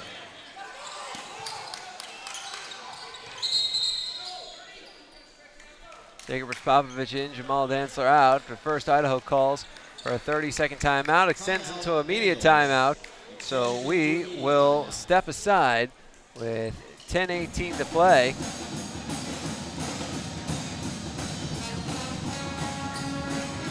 And score 54-49 in favor of Idaho. You're watching Bronx basketball.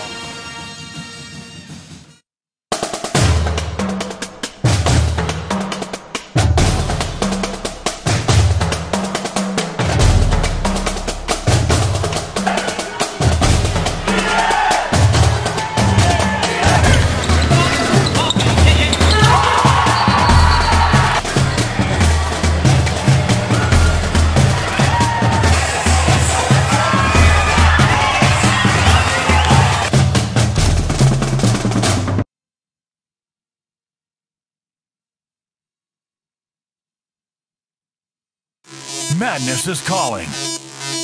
The 2014 WAC Men's and Women's Basketball Tournament. March 12th through the 15th at Orleans Arena in Las Vegas. 16 teams battle through the brackets on their way to the big dance. Be there to see who will go home the big winner. Ticket packages on sale now at UTPABronx.com.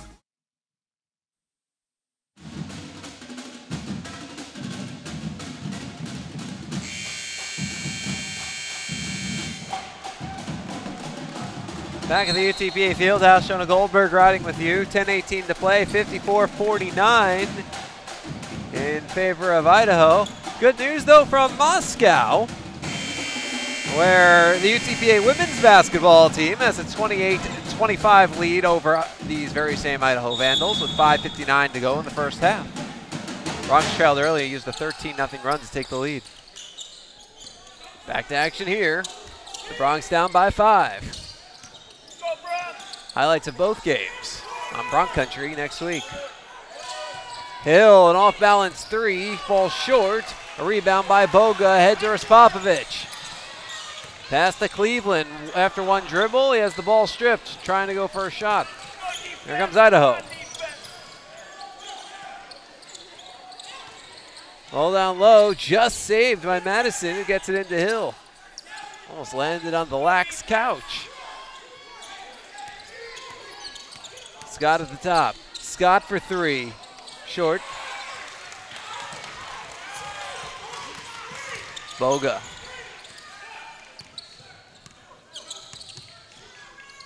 Inside to Hines. Hines lays it up and in. It's a one-possession game. 54-51.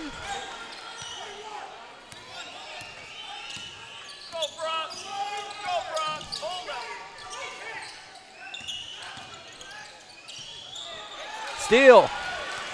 Farrell.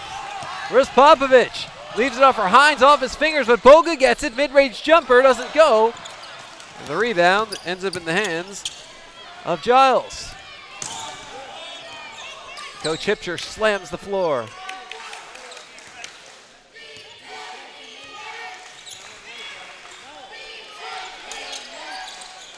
Hill at the top. That's right wing Scott. Match with Boga, left side Kramer. Ball down low, stolen. Raspopovich has it. Fires it to Boga. Straight to the hoop. Doesn't fall, but he did get fouled. Now Boga, if he can hit a couple of free throws, can bring the Bronx within a point. Boga 0 for 1 from the line today.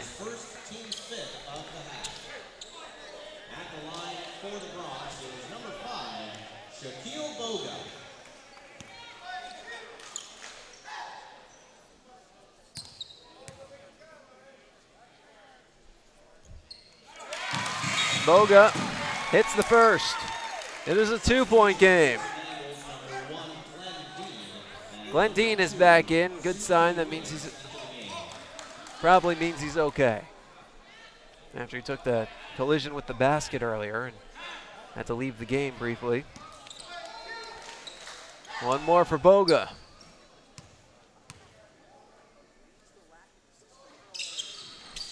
Got it. It's a 1-point game, 54-53. And this crowd is getting loud again. Scott at the top, 8:10 to play. Bronx zoning. Scott right wing, steps in, back out. Behind the NBA line, picks up the dribble. Pass to the top to Dean. Touch pass comes inside, Madison. Whistle blown, Farrell wanted to travel. They're calling a foul instead. Idaho ball when we return, 7:56 to play, 54-53 Vandals. You're watching Bronx basketball.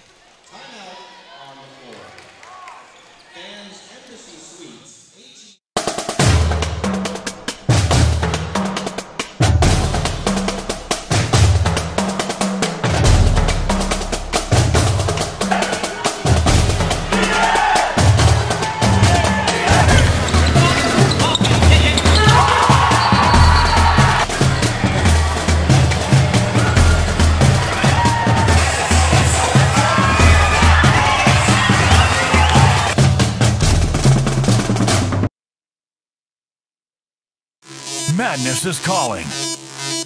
The 2014 WAC Men's and Women's Basketball Tournament. March 12th through the 15th at Orleans Arena in Las Vegas. 16 teams battle through the brackets on their way to the big dance. Be there to see who will go home the big winner. Ticket packages on sale now at UTPABronx.com.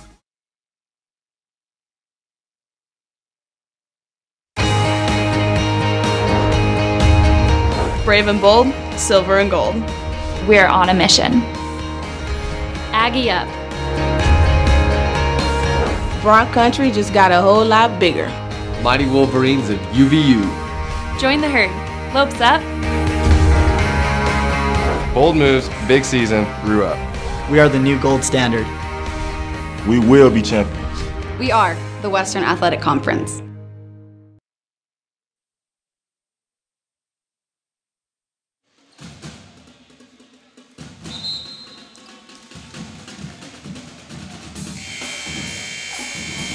Welcome back out to the UTPA Fieldhouse. Jonah Goldberg riding with you. 7:56 to play. The Bronx, on a 10-2 run over the last 5 minutes, have closed to within 54-53. The Bronx have tied this game twice. They've led it once.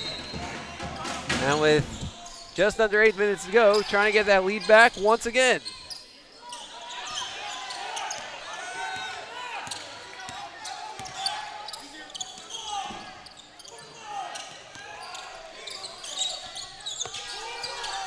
Idaho ball, the Bronx need to stop. Dean comes in, Farrell trying to force him out. Dean gets doubled, picks up the dribble along the baseline. He's trapped, he has nowhere to go with it. And then he finds Madison, who hits the layup. Nice job by Idaho to find that basket. Bronx can still tied with a 3 here. Boga, the teardrop doesn't go. Hines tries for the rebound. It's off him and goes out of bounds. It's Idaho ball. Substitution for the Vandals. Number 13, Villasek replaces number 2, Suki Wiggs. Bronx going full court man-to-man.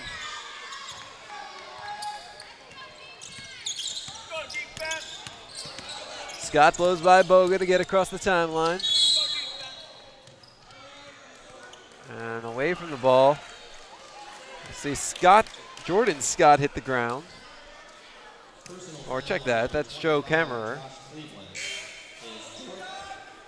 Josh Cleveland just picked up his 4th foul, and just like that, Lori Toivonen's back in.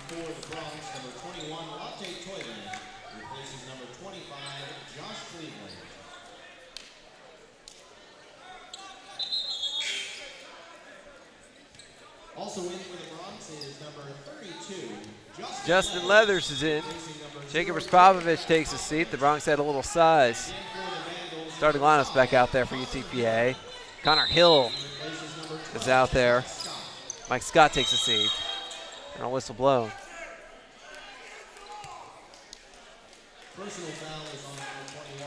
And Lori Toivonen just got called for a foul. His second. Both teams at 5.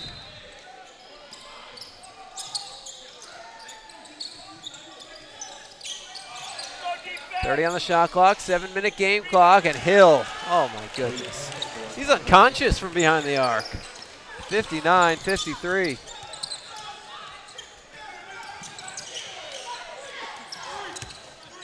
Hill is 6 for 12 from behind the arc. He was 4 for his first 5, so although the percentage has fallen off to just 50%, one shy of his career high. He's got 25 points. That's more than any other 2 players on one team combined. Next top 2 players in Idaho have 13 and 11. Top 2 on the Bronx have 13 and 11. That's only 24.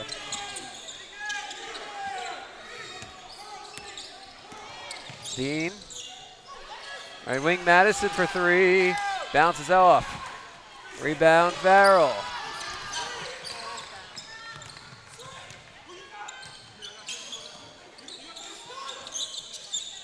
Over to Hines, left wing. Puts it up, good in the foul. A little teardrop. And a chance for a 3-point play.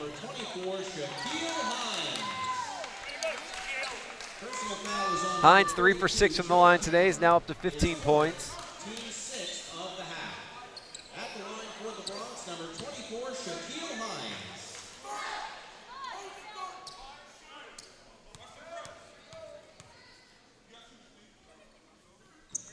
Got it.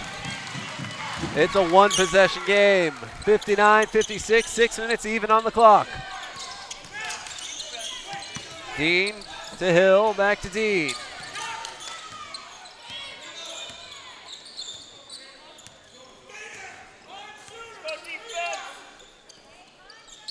Hill right wing, Dean at the top.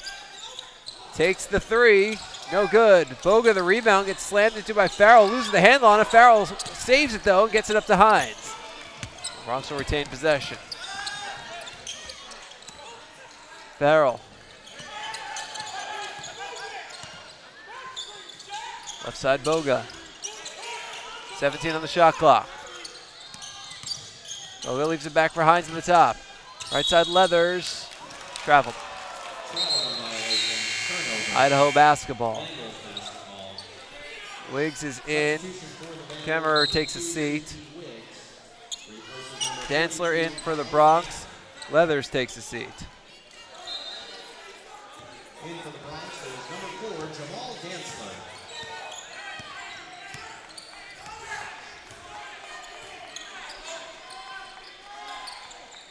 Hill with the ball, a very dangerous person to have it. The long Hines now guarding him. Dean, to Hill at the top. Bronx 3-2 zone. Out of Hill, over to Dean.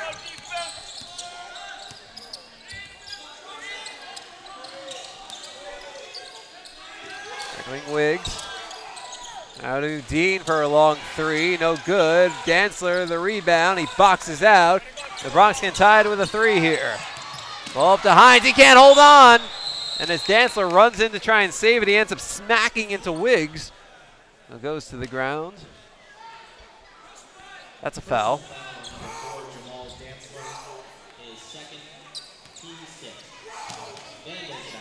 2 on Dantzler. Both teams now with 6 fouls. 4:35 to go. Both teams are trying to be careful about fouling. I would try to be careful, but in case one of them is down late, you want to preserve the one-on-one. But that's foul number 7 on the Bronx.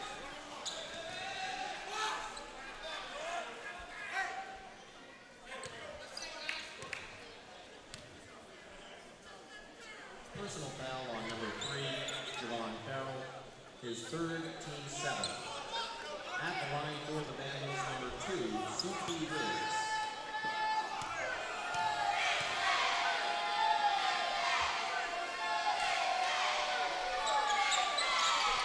Wiggs misses on the first, so he'll not get a second.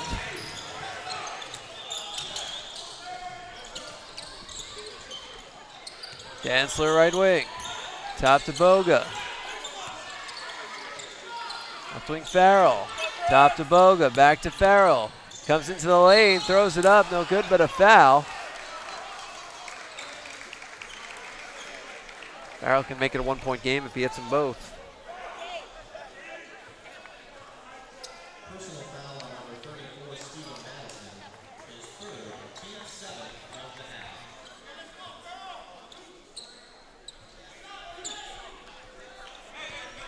At the line for the Bronx, number 3, Javon Farrell.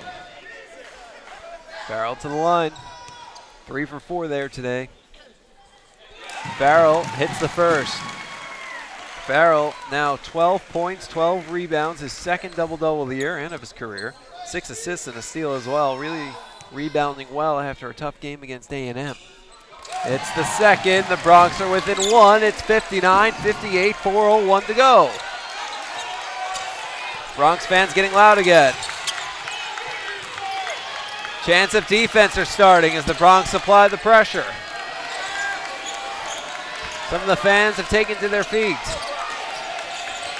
This is the loudest the Fieldhouse has been all game. And Madison quiets them. 61-58. Boga. Left wing Dantzler. Top to Boga. Right wing Hines. Lob for Farrell. Throws it up. Doesn't go, but he did get fouled. Farrell again go to the line to try and make it a 1-point game when we return. 3:21 to play. The Bronx down 61-58. Here watching Bronx basketball. Here, we understand how a team is the result of being part of something larger than yourself. Creating a better outcome and a better tomorrow.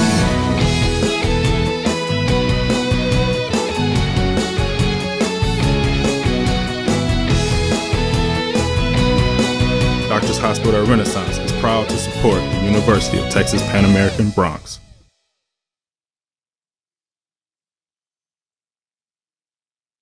Dr. Pena, does LASIK surgery work? LASIK surgery is America's most frequently performed elective procedure. In fact, I've helped thousands of patients see better. Dr. Pena. Call me Raulito. Thousands and thousands. Raulito, are you sure? Is that thing on? Yes. Follow me.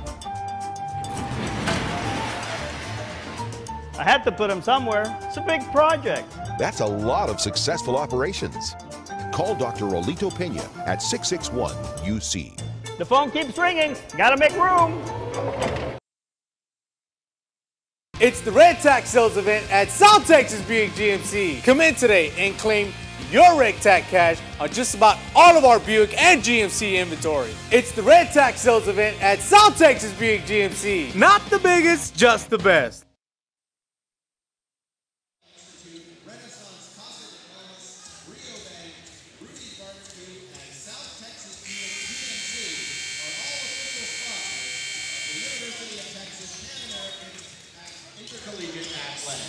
Welcome back out to the UTPA Fieldhouse. Jonah Goldberg riding with you. There's 3 minutes and 21 seconds left on the clock. The Bronx trail 61-58, but Javon Farrell is at the free throw line with a chance to make this a 1-point game.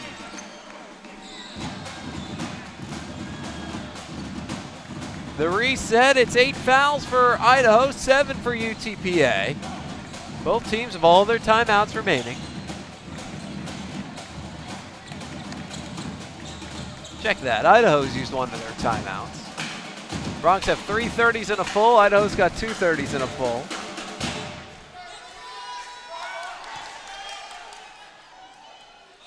And Farrell hits the first free throw. It's a 2-point game. Bronx with Farrell, Dantzler, Boga, Hines, and Toivonen out there right now. Second one good. It's a 1-point game. Idaho with Kammerer, Madison, Hill, Wiggs, and Dean. Dean is the basketball right now. Head to Kammerer, now right wing Madison, and Madison gets fouled. Now that's just 1-1. The Bronx have to be ready to rebound, just in case. At the line for the Vandals, number 34, Steven Madison. First one's good.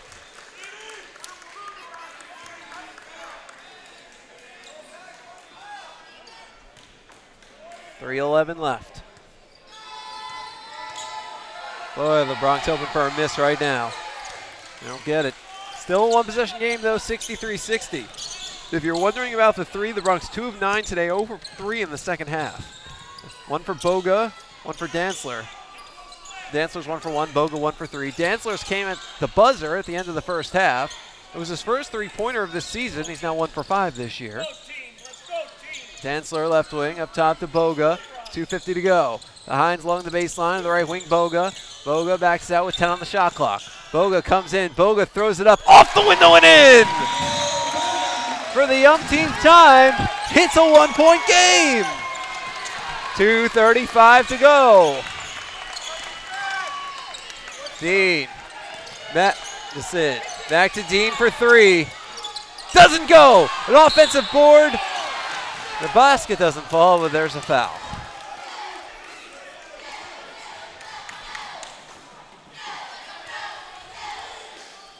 Personal foul is on number 24, Shaquille Hines.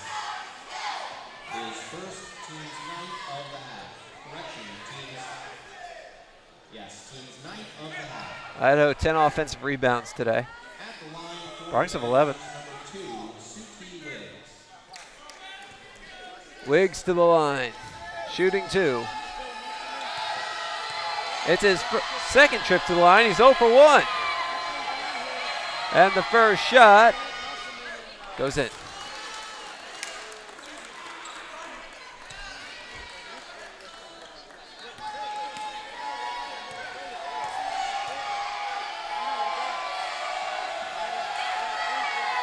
The second shot also goes in. Full possession game, 65-62. Wiggs takes a seat, Seconds back in.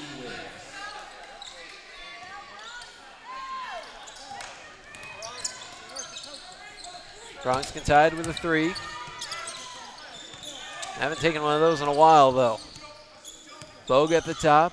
Idaho in a 3-2 zone. Dantzler back to Boga. Right side Toivonen, back to Boga for the tie. Yes!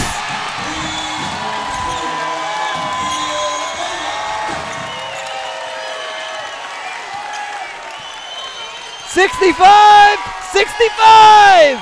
A minute 52 to go. Chance of defense getting loud at the field house. Hill inside to Madison. He gets doubled. He throws it up. No good! The rebound was fought for by 2 different Bronx players. Dantzler and Farrell got tied up. The ball ended up rolling out of their hands and out of bounds.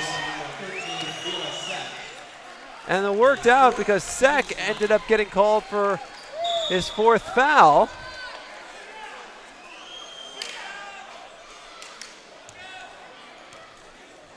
And as that's 9 on Idaho, the Bronx are headed to the line with a chance to take the lead. A minute 40 left.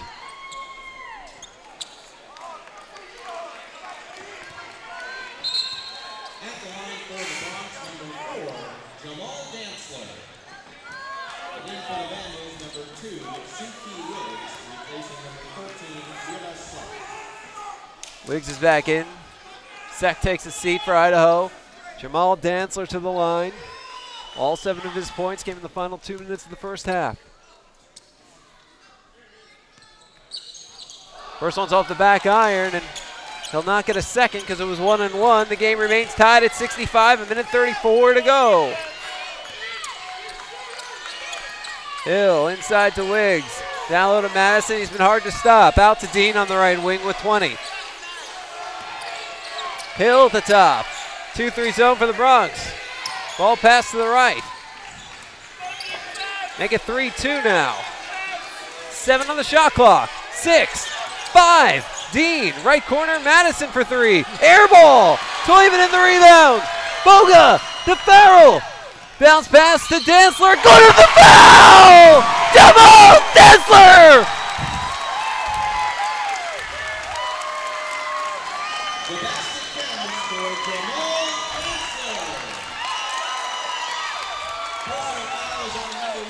And a chance to convert a 3-point play.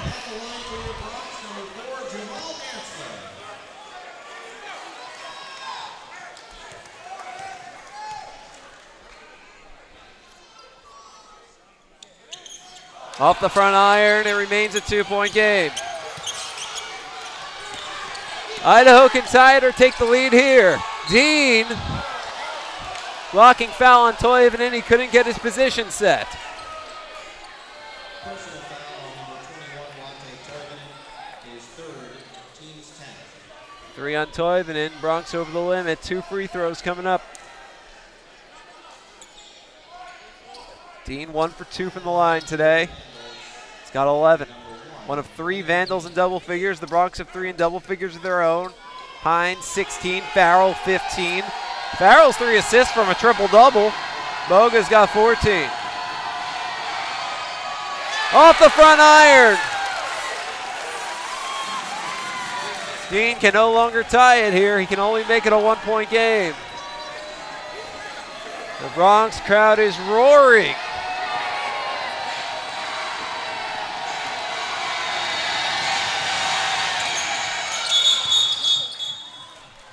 Dean hits a second.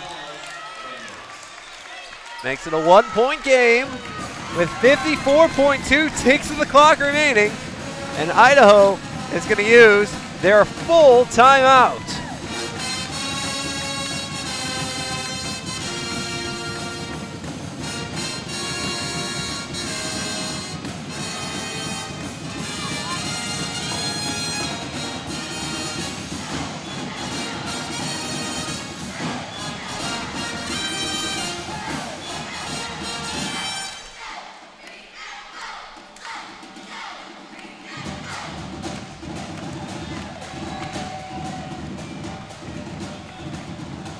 The Bronx trailed this game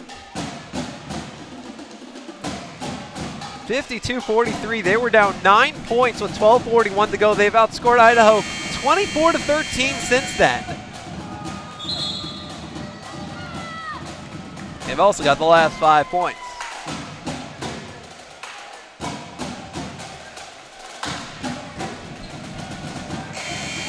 It's Bronx ball. With 54.2 seconds left and a full 35 on the shot clock, up by 1.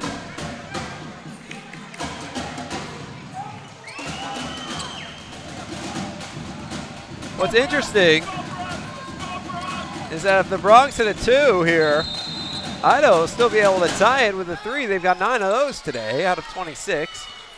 6 from Hill, you figure would be the shooter. Although just 3 of 13 in the second half. 40 seconds left. Toivonen holding out near center court. Wants to give it to Boga. Boga's got to come around him. 10 on the shot clock, and now they'll start the play. Boga comes inside, throws it up, doesn't go. The rebound is tipped, and it's grabbed by Idaho. 20 seconds left. And Idaho can win it on this possession. 13 seconds. Dean, out of control, falls out of bounds. The ball is loose, comes out to half court where Kemmerer gets it, and Idaho is forced to call a timeout with 8.5 seconds left.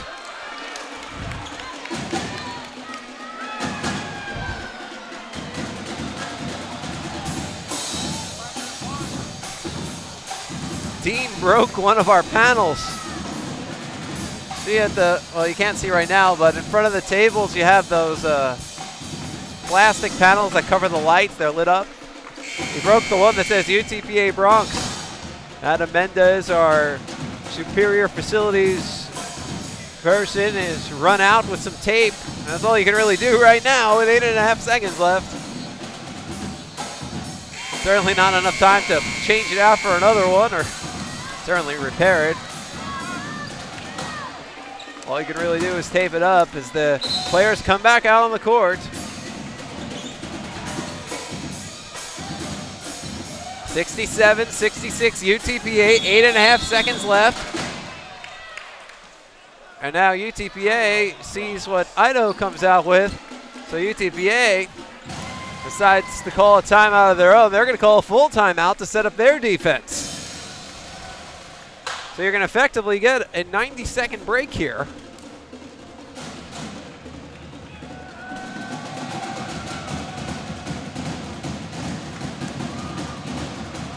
So Idaho can change their minds on what offense they were going to run.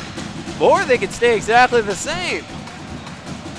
Little chess match in the final seconds here at the field house.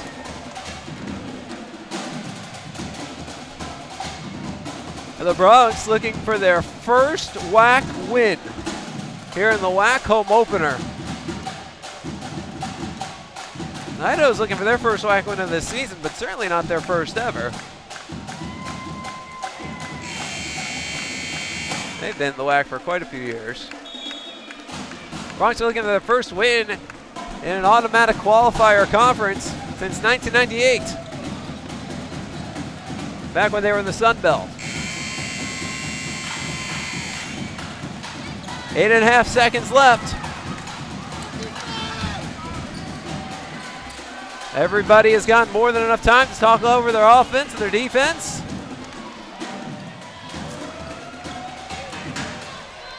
Idaho can win if they score. UTPA wins if they get a stop. It's that simple.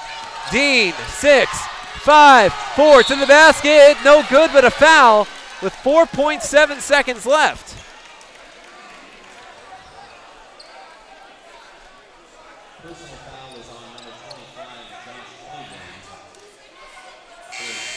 Josh Cleveland just fouled out of the game. The Bronx are over the limit.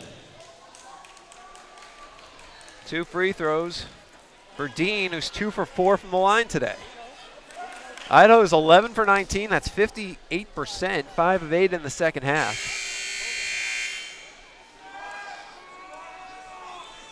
I guess they're double checking with the book to make sure that's 5 fouls, but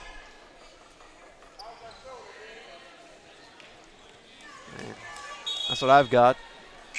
So Cleveland takes a seat, and Dantzler's going to come in. It's an interesting decision, but you figure you got to just figure with Leathers and Farrell up front, you got to figure one of them's going to get the rebound. Put Dantzler out there in case you need to score. That could be the case. The first one goes in. The game is tied at 67. Well, now the Bronx are going to use a 30-second timeout. It's the longest 8.5 seconds of my life. Well, a few people's lives, I think. Now the game tied at 67. No matter what happens here, the Bronx want to score. If it's no good, the Bronx want to get the rebound and score to win it. If it is good, the Bronx want to get the rebound or want to get it and then score to win it. The difference is if they don't score off of a miss, then at least you go to overtime as opposed to losing the game. And the way the Bronx have fought their way and just fought and clawed and inched their way forward all game, This would be a tough one to swallow.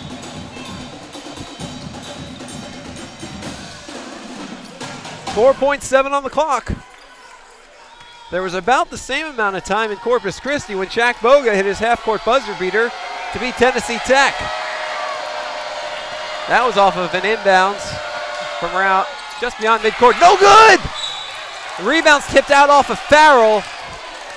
So Idaho will get another chance to win it with 3.6 seconds left. Substitution for the Vandals, number 42, Joe Cameron. Cameron is back in. Scott takes a seat.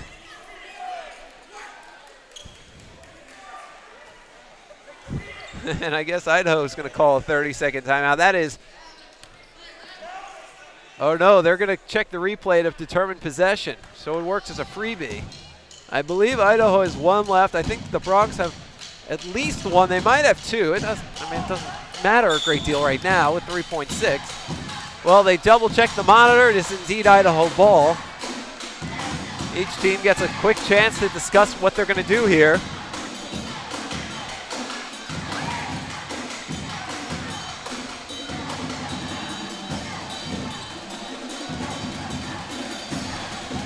.6 on the clock. Tied at 67.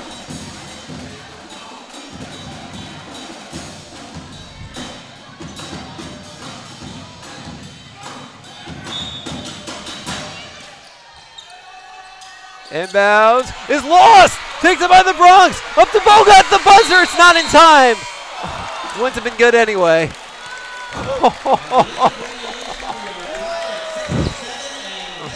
Wow. Just wow. I think we get like 1 minute before overtime starts. So I'm going to catch my breath. We'll be right back. This is Bronx basketball.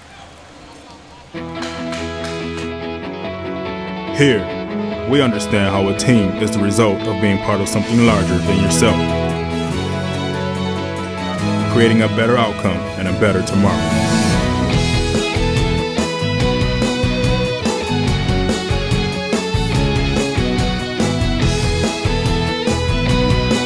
Doctors Hospital Renaissance is proud to support the University of Texas Pan American Bronx. Dr. Pena, does LASIK surgery work? LASIK surgery is America's most frequently performed elective procedure. In fact, I've helped thousands of patients see better. Dr. Pena. Call me Raulito. Thousands and thousands. Raulito, are you sure? Is that thing on? Yes. Follow me. I had to put him somewhere. It's a big project. That's a lot of successful operations. Call Dr. Raulito Pena at 661-UC. The phone keeps ringing. Gotta make room.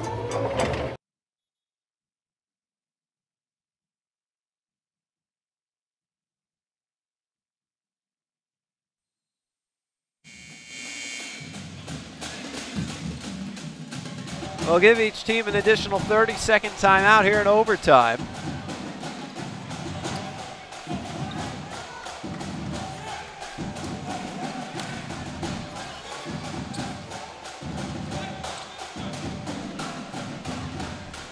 And they'll tip it up at center court. Put 5 minutes on the clock. Game tied at 67. It's the Bronx first overtime game of the season. It's also the first for Idaho.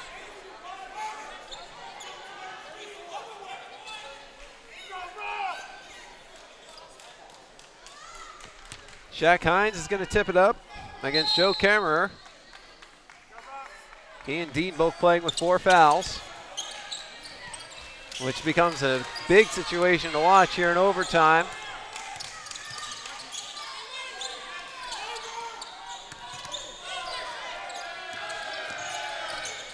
Dean on the right wing, 4:44. Wiggs back to Dean. 16-15. Dean throws it up, no good. Rebound Farrell. Farrell across the timeline, he'll slow it down. Pass to Boga.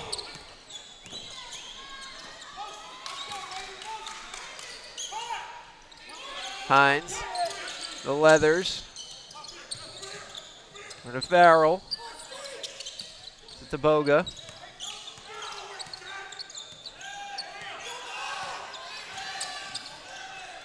Gives it back to Farrell. 5 on the shot clock. 4, 3. Leathers for 3. Misses wide left. Rebound Dantzler, who misses on the shot. Rebound Idaho. Idaho's coaches screaming for a shot clock violation. They're right. The ball missed the rim. Shot clock trying to reset. Whoa, look at that block. Jack Hines.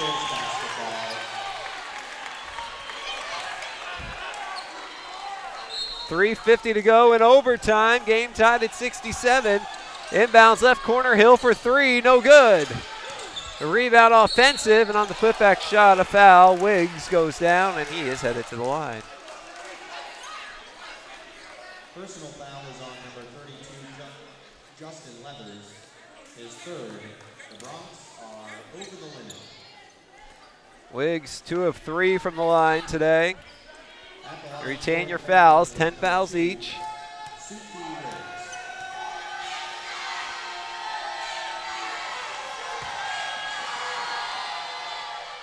First free throw good, 68-67 Idaho.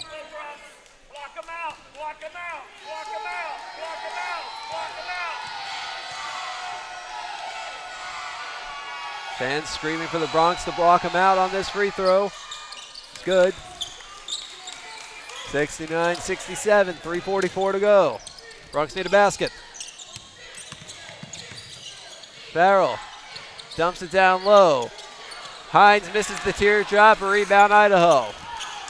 3.5 minutes to go. Dean. Top of the game, Madison. Left wing Wiggs. Dean with 4 fouls. Dean bounce pass to the right wing, now he gets it back. Tied the game with a free throw. Missed on the second at the end of regulation, which is why we're in overtime. Farrell straight to the hoop, he gets fouled. It goes down hard. Personal foul is on number 1, Glenn Dean. His fifth, he has fouled out. And Glenn Dean just fouled out of the game. He finishes with 13 points and 4 assists. He's now it's second camera who have 4 fouls each. Madison and Mapaoi have 3 each. For the Bronx, nobody with 4. Several players with 3 though. Dantzler out, Toivonen in for the Bronx. Mike Scott in for Idaho. Farrell, Toivonen, Hines, Leathers, Dantzler all with 3. Cleveland has already fouled out. Nothing but net. One more can tie it.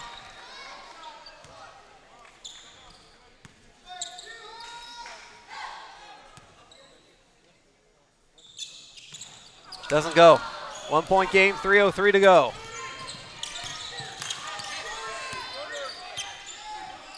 Scott at center court. To Hill. Back to Scott. Behind the NBA arc. Madison coming in. Miss.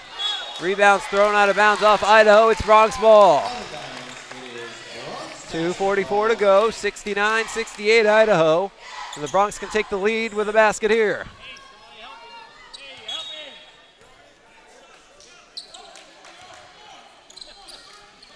Hines is bringing it down. Stops and gives it back to Boga.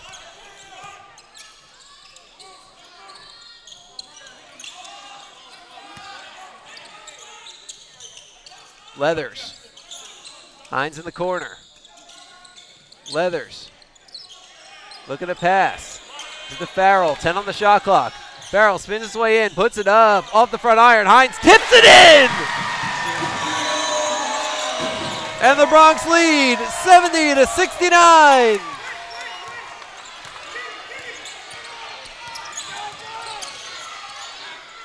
Two minutes left.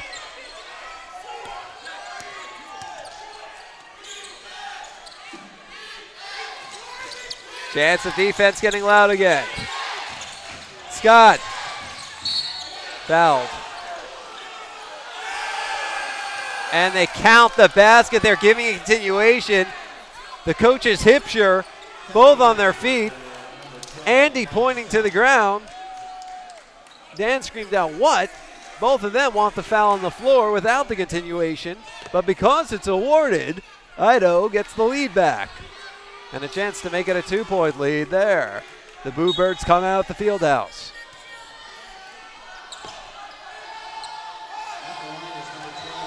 Scott at the line trying to convert a 3-point play. No good! Rebound Bronx, 1:45 left. Farrell at the top. Gives it off to Boga. Leathers back to Boga. Lobs in for Toivonen, who gets fouled.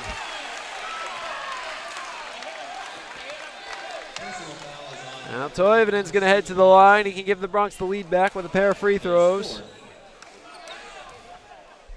Foul number 4 on Madison. Toivonen 2 for 2 from the line today. The Bronx 19 of 32. Both teams are shooting about 59% from the line. Idaho's at 58.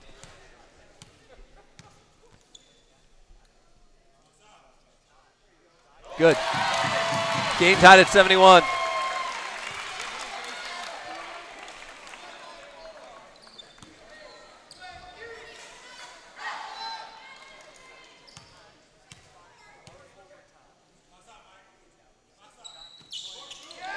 Second one is good. The Bronx lead, 72-71. Scott. Ball comes ahead to Wiggs, fights his way to the lane. Whoa, he was about to call offensive foul and then changes to defensive. And that has Coach Hipsher up and rubbing his temples and screaming at the official.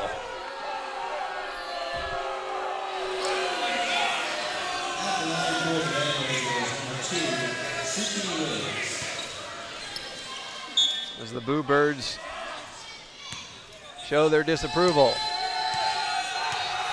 Wiggs at the line.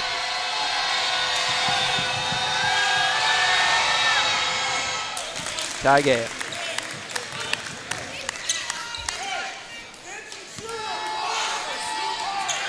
Minute 21 left.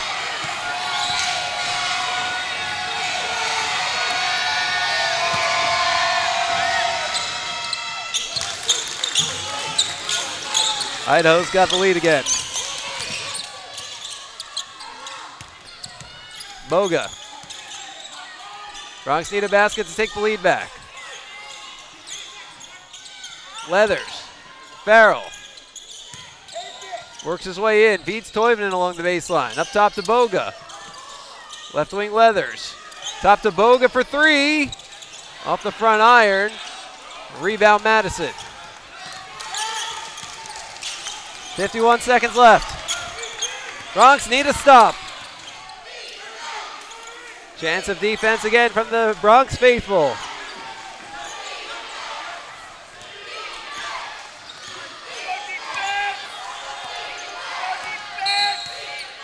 And Idaho's going to use a timeout. 34.2 seconds left. 14 on the shot clock. And the Bronx down 73-72.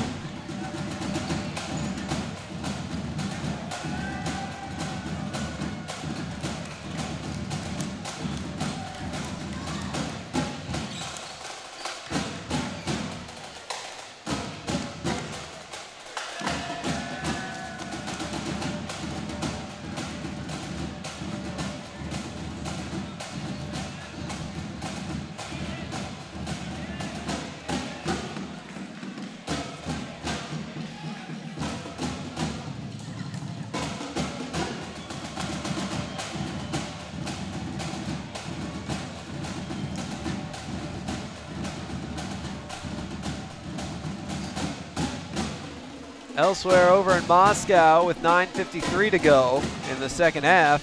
A classic going on up there as well. UTPA women's basketball trails Idaho 56-53.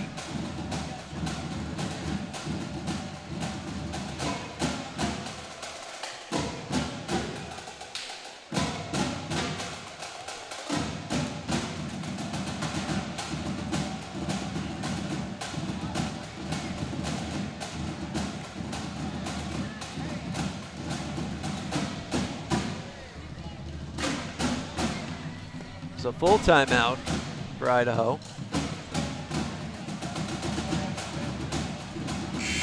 Vandals ball, 34.2 seconds left. 14 on the shot clock. Bronx gotta have a stop. Gotta have a stop. And if they get that stop, then the Bronx will have a chance to win the game with the shot clock off.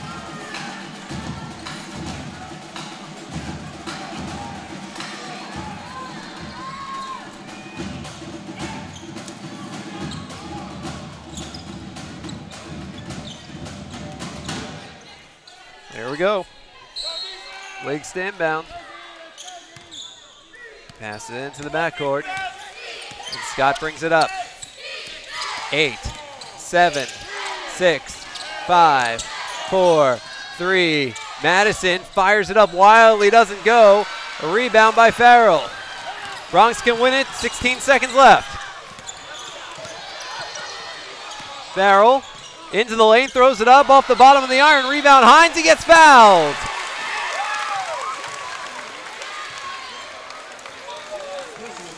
.9 seconds left.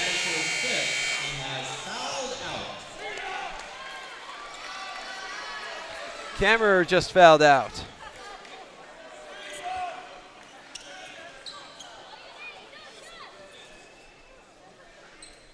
So Idaho gets 30 seconds. They are going to bring in Bira Sek, who also has 4 fouls. Hines is 4 for 7 from the line today. The Bronx are 21 of 34. That's 62%. They were 8 of 11, though, in the second half after a 10 of 19 first half. This is the first free throw attempt of overtime.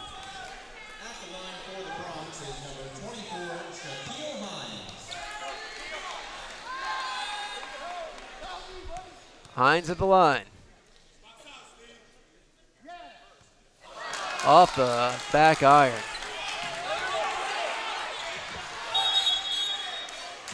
Well, now the Bronx are going to call a timeout. They're going to use a 30.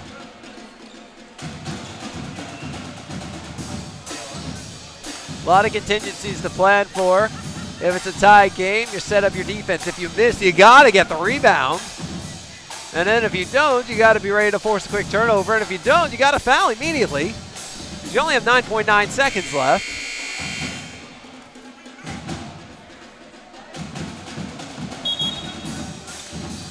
And of course, if you foul, regardless, you'll get, if you, let's say you miss and you have to foul, you're going to get the ball back. It's going to be a 1-possession game.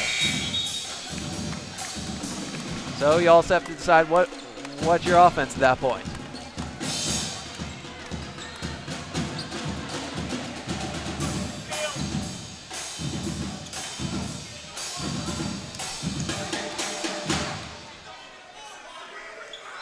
One more free throw for Hines.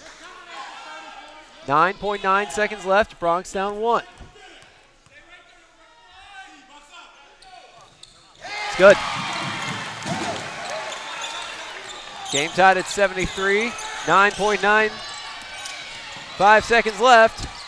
Shot doesn't go. The rebound is tipped. Grabbed by Farrell. The half-court heave. It hit off the rim. Oh my goodness! We go to another overtime! What a ball game! Tied at 73.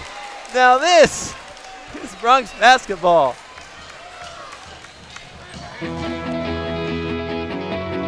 Here, we understand how a team is the result of being part of something larger than yourself. Creating a better outcome and a better tomorrow.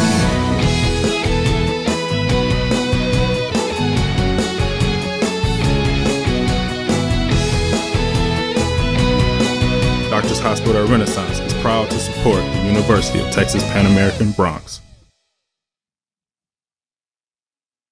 Dr. Pena, does LASIK surgery work? LASIK surgery is America's most frequently performed elective procedure. In fact, I've helped thousands of patients see better. Dr. Pena. Call me Raulito. Thousands and thousands. Raulito, are you sure? Is that thing on? Yes.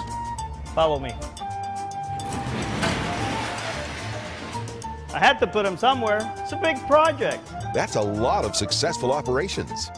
Call Dr. Rolito Pena at 661-UC. The phone keeps ringing. Gotta make room.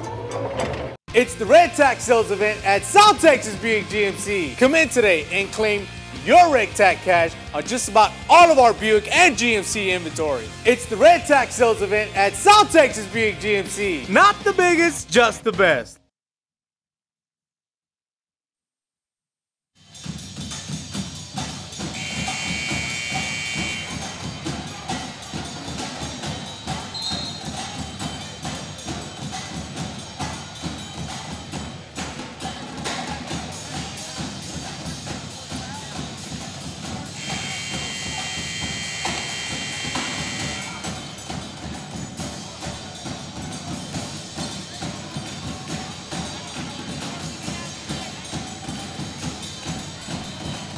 The only question left is, will the women's game, which started an hour after ours, end first?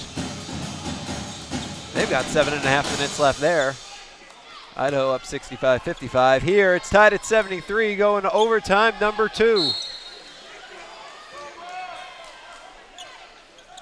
The tip is up. It's won by the Bronx, and we're underway, moving left to right. 5 minutes on the clock. Lori Toivonen with the ball at the top, gives it to Javon Farrell. Bronx with their starting 5 out there. Farrell throws it up and in! The Bronx strike first here in overtime number 2. It's 75-73.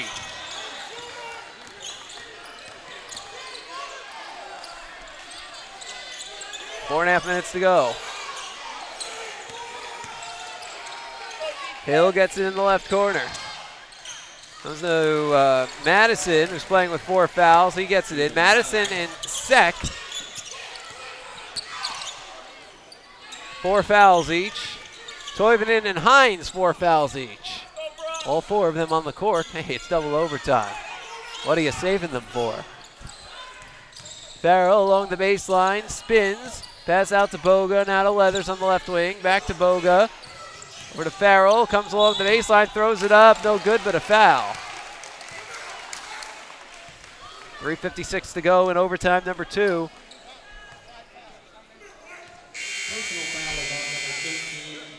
And Vera Seck just fouled out. He is the 3rd Vandal to foul out of this game.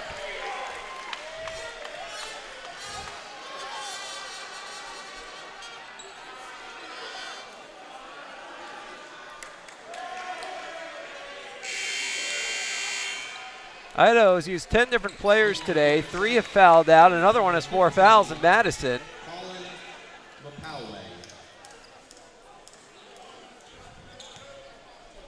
Mapawe is back in. We haven't seen him in a while. He hasn't played a lot, but he's got 3 fouls. Those are his only counting stats today. Farrell hits the first free throw. The Bronx have the lead again. Bronx have lost Cleveland to fouls. They have Toivonen and Hines with 4. Dantzler, Leathers, and Farrell each with 3.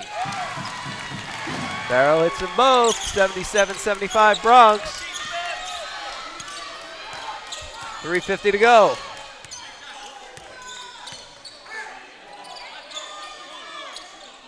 Scott left wing.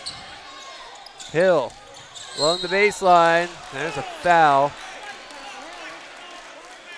Toivonen called for the blocking foul, and he just fouled out. The Bronx have lost both of their centers. Personal foul is on number 21, Toivonen. His 5th, he has fouled out. 2 foul outs for the Bronx, 3 for Idaho.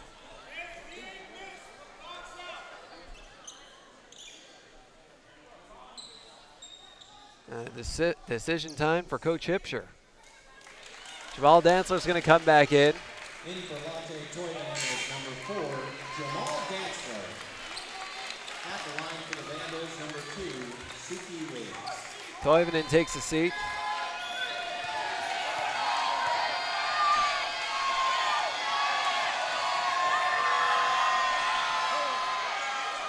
Off the front iron for Wiggs.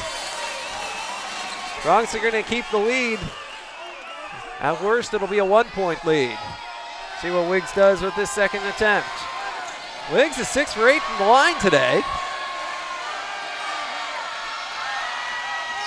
Make it 6 for 9. Farrell the rebound. The Bronx can take a 2-possession lead for the first time today if they score here. How about that? 3.5 minutes to go in overtime number 2. Leathers. Right corner, Farrell. Top to Leathers. Back to Farrell in the right wing. Stops in the lane. Pass out left wing. Boga comes inside. Puts it up and in! Jack Boga! The Bronx have their largest lead of the game. It's 79-75 with 3 minutes left in overtime number 2. Wow. Scott puts it up, no good. Rebound goes out, it's Bronx ball.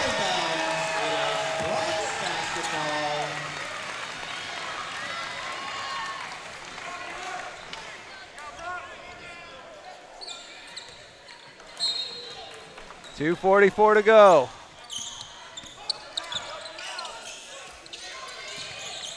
Hines to Boga. Bronx want to keep their foot on the gas pedal here. Coach Hipsher talked to his team about that a little bit. He showed them some highlights of Tuesday's Ohio State-Michigan State game.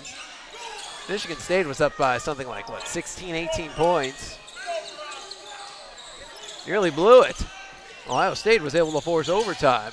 Coach Hipsher was telling me after he was cutting those highlights that you just got to keep your foot on the pedal. 2 on the shot clock. Boga gets it in! Back-to-back baskets, Jack Boga! The Bronx lead by 6!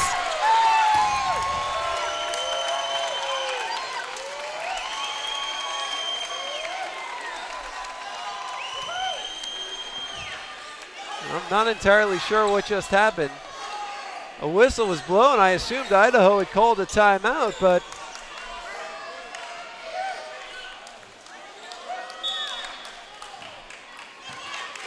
the clock stopped for some other reason. I don't know why. It now restarts. And play resumes. Hill for 3. It's good. Now, what do you expect from Connor Hill? Boy, he's good, huh? That's 7-3. It is. 7 threes. Hill ties his career high. And the Bronx lead is cut to 3. It's cut to 3. 81-78. With 1:58 to go.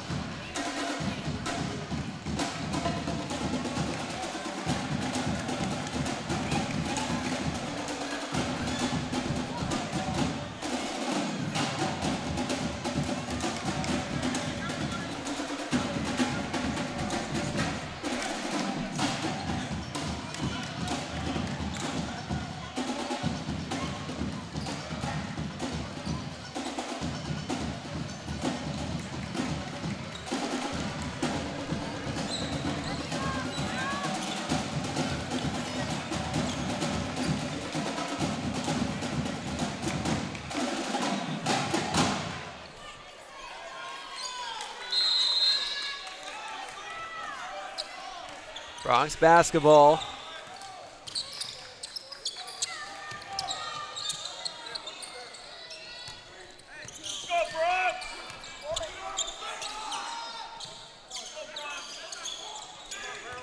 Farrell with the ball, 18, 17, 16. To Boga to his left. Leathers right wing, 1.5 minutes left. 7 on the shot clock. Dancel underneath, no good but a foul. Well, Dantzler's headed to the line where he's 0 for 4 today. Dantzler, though, with 9 points, 4 for 6 from the field, including that buzzer-beating 3 at the end of the first half. At the line for the Bronx is number 4, Jamal Dantzler.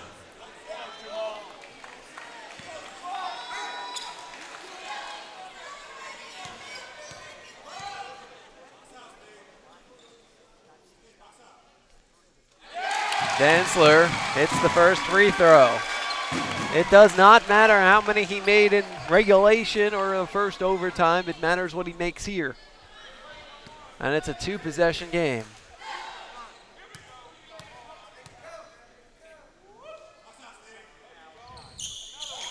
In and out. Rebound Idaho. Minute 25 to go. Madison. Scott. Hill. Back to Scott at the top.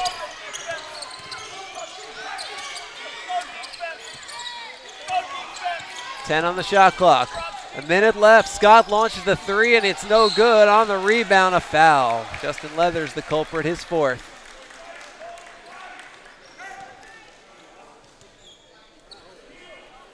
Mapawai is headed to the line. Mapawai's first trip today.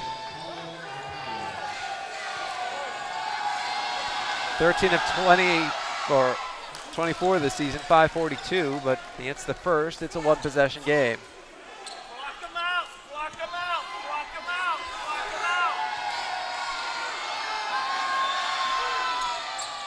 Second shot doesn't fall.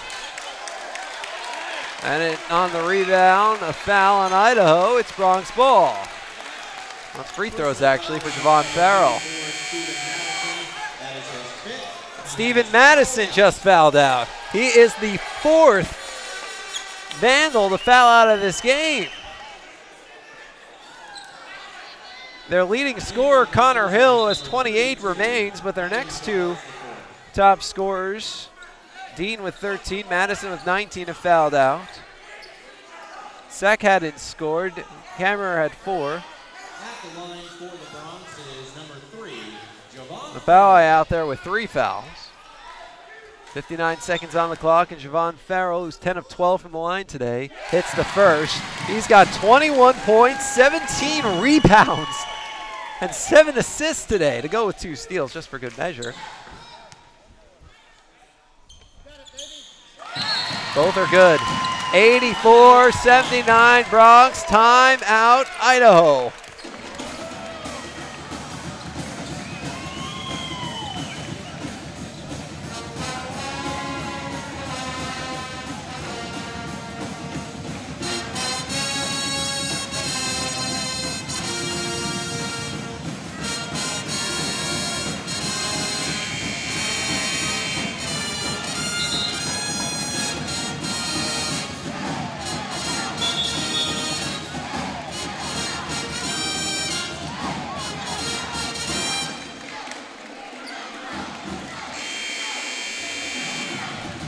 By the way, there's only 2 minutes and 50 seconds left in the women's game.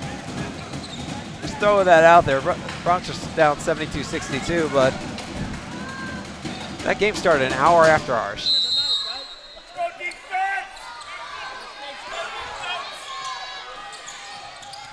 Five-point game. Here comes Idaho. And a foul. Boy, we've seen some aggressive basketball, huh? That's on Justin Leathers, and he just fouled out.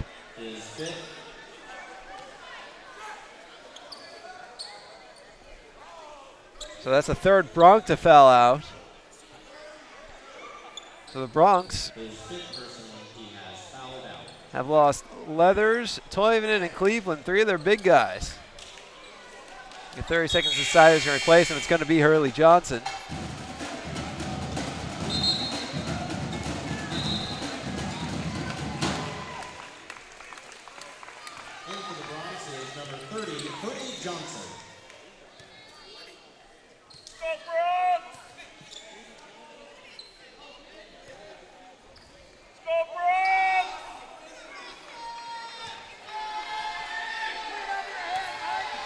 Wiggs to the line.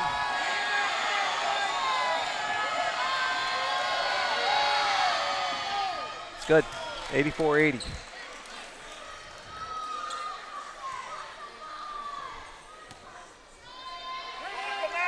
.7 seconds left. Carry-on Calderette getting ready to check in for Idaho. Shot is good. Substitution for the Vandals, number 3, Carry-on Calderette enters the game. Calderette's replacing Mapawai.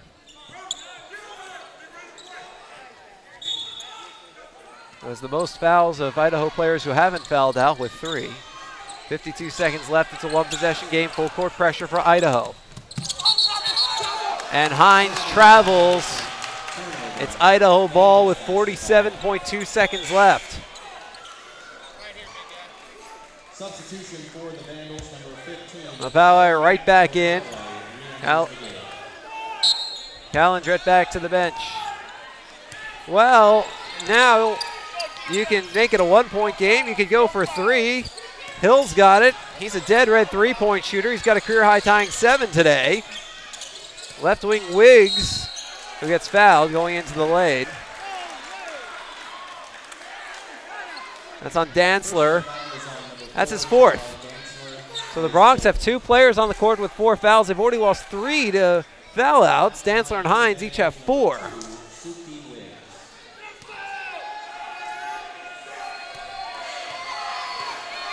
Farrell, by the way, has 3. Wiggs to the line. Good.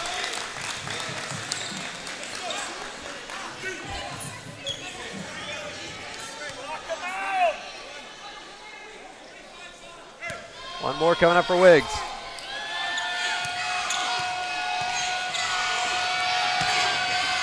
.38 on the clock. Good.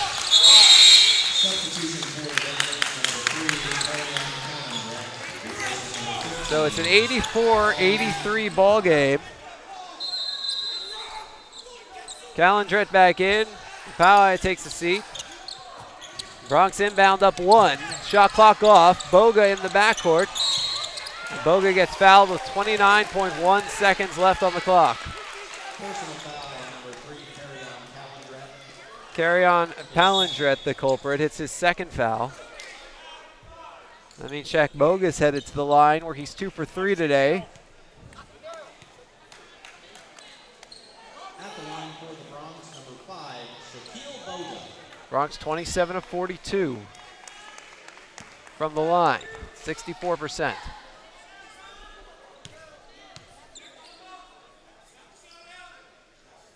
Boga misses off the front iron. Boy, you think back to some of the big plays that this game has seen today. How about before it even started, one of the Bronx decided to dunk during warm-ups, got called for a technical, a team technical. That led to 1 of 2 free throw shooting for Dean. That was an extra point. And then you think about Jamal Dantzler's three-pointer at the buzzer at the end of the first half. That was 3. It was his first three-pointer of the year. And with all that and a heck of a lot more, the game ended up tied at the end of regulation, at the end of overtime. And now with 29.16 of the clock remaining, the Bronx lead is 85-83, and it's Idaho ball.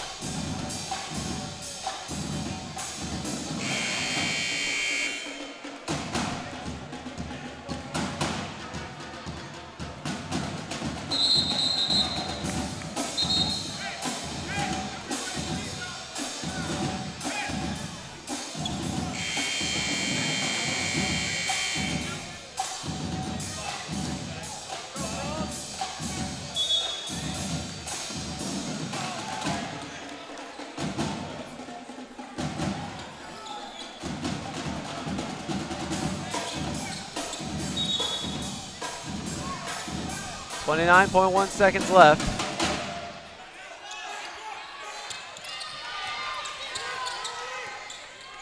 Idaho can tie it or try to win it here. 20 seconds left. Hill. Don't want to let him have the ball. Scott back to Hill. Back to Scott. Thought about it. He's behind the NBA arc. Moves to his right. Whistle's blowing. And Coach Verlin calls for timeout. 11.8 seconds left. 85-83.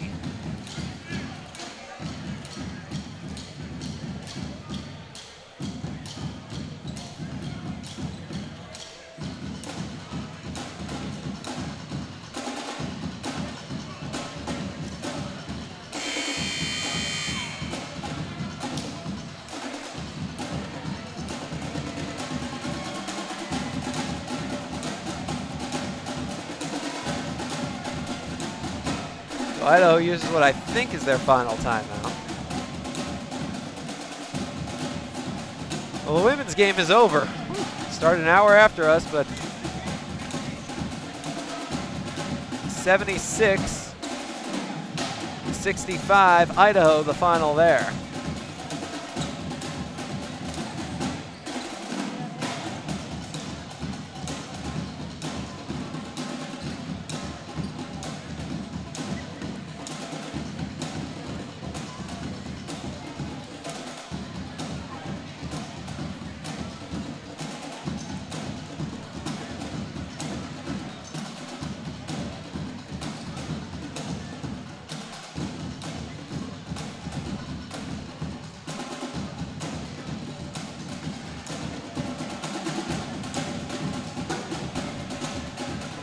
Officials are at the replay booth.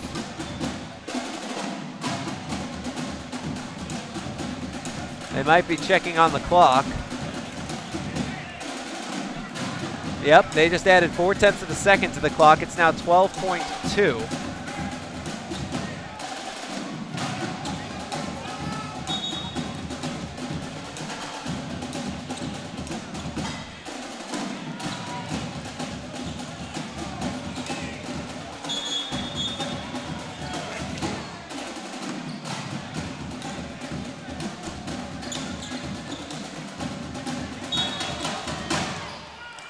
We're ready to go. 12.2 seconds left. Idaho needs a 2 to tie it, a 3 to win it. Hill from NBA range, no good. The rebound is offensive and a foul with 4.4 seconds left.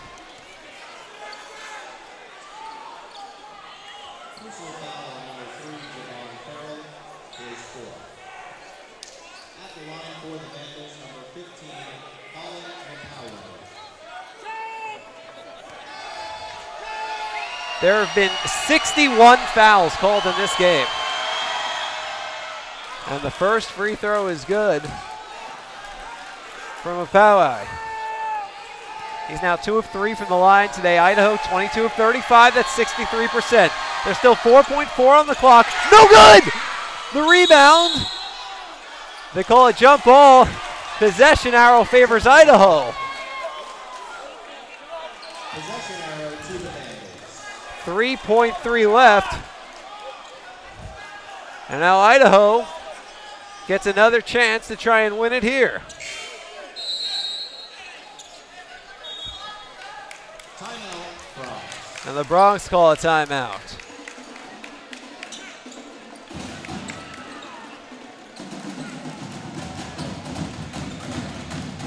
My goodness.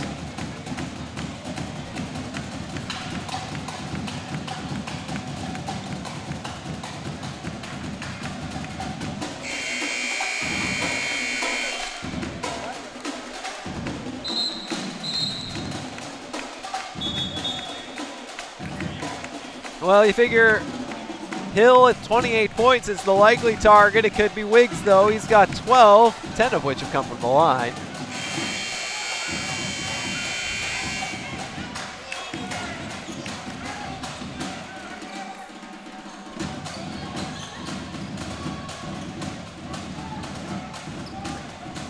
.3 seconds left. Idaho will inbound stage left in the basket. Hill's going to do the inbounding.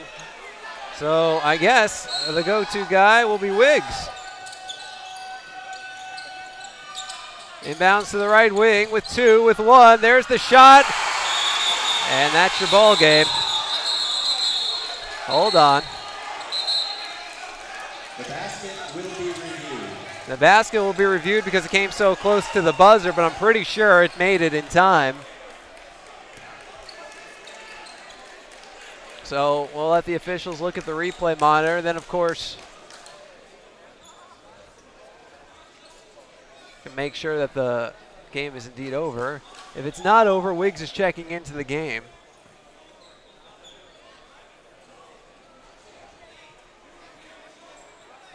Two officials at the monitor directly across from us. Of course, they are right in front of it, so I can't see what they're seeing.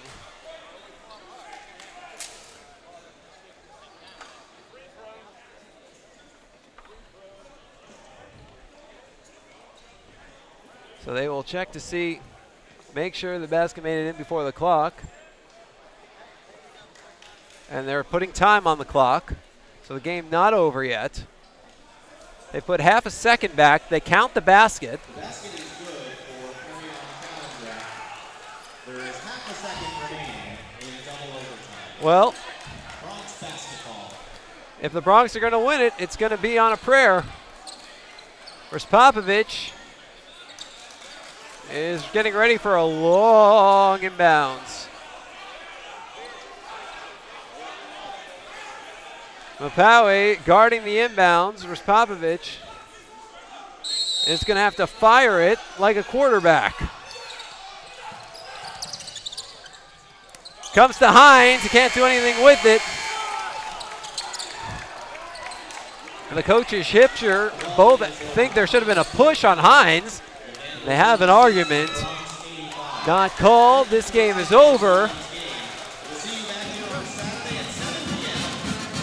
And this one belongs to the Vandals. An 86-85 victory for the Idaho Vandals.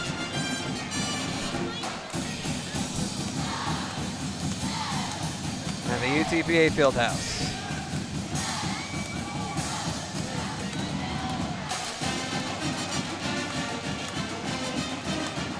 Wow.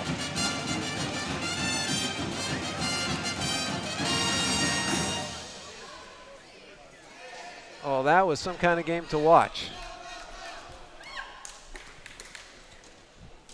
That's for sure.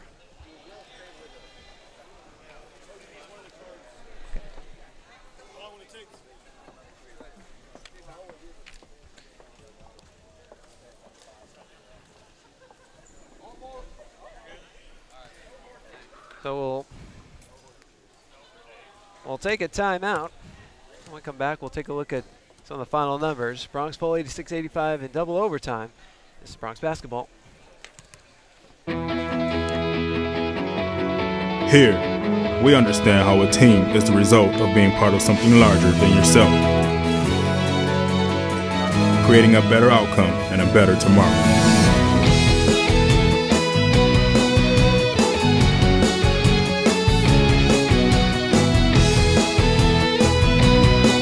Doctors Hospital Renaissance is proud to support the University of Texas Pan American Bronx.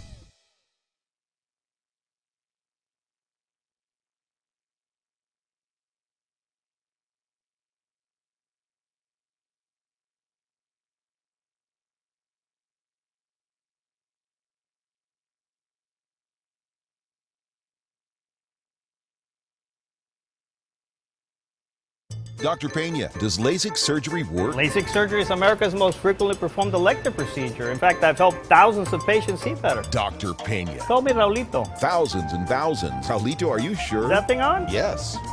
Follow me. I had to put him somewhere. It's a big project. That's a lot of successful operations. Call Dr. Raulito Pena at 661-UC. The phone keeps ringing. Gotta make room. It's the Red Tax Sales event at South Texas Buick GMC. Come in today and claim your Red Tax cash on just about all of our Buick and GMC inventory. It's the Red Tax Sales event at South Texas Buick GMC. Not the biggest, just the best.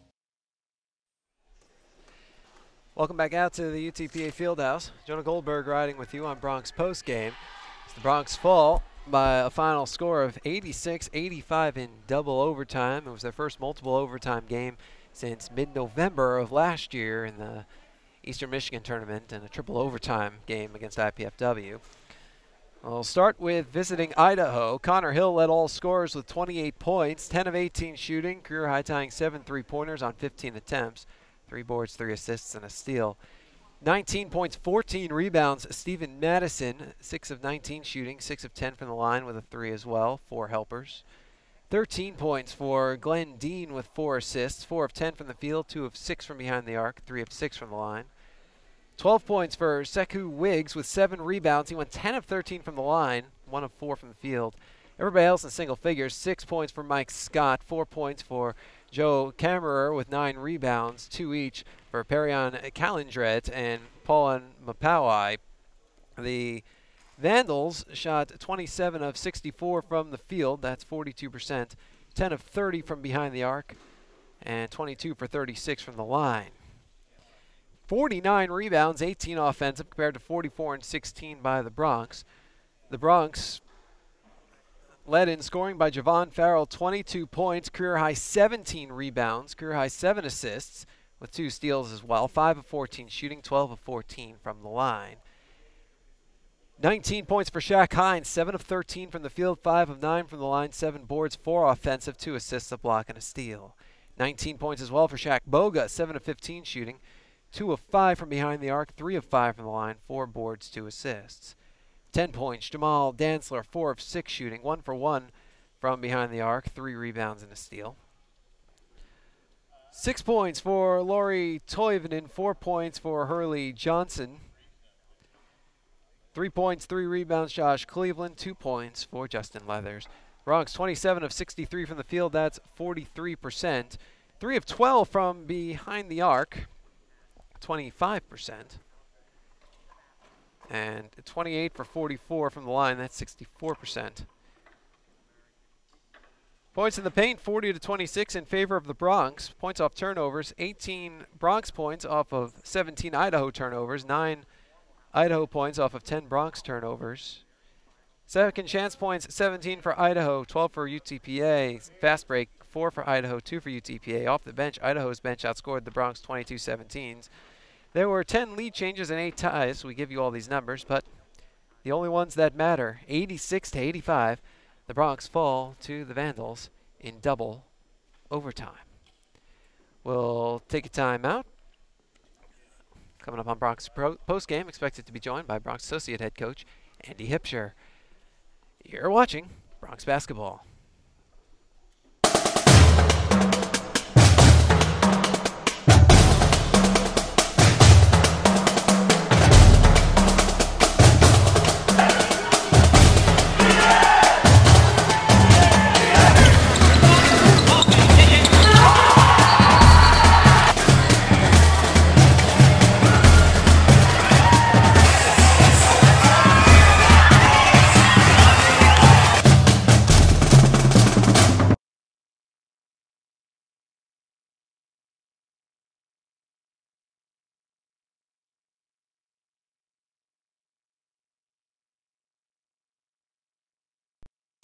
Madness is calling. The 2014 WAC Men's and Women's Basketball Tournament. March 12th through the 15th at Orleans Arena in Las Vegas. 16 teams battle through the brackets on their way to the big dance. Be there to see who will go home the big winner. Ticket packages on sale now at UTPABronx.com.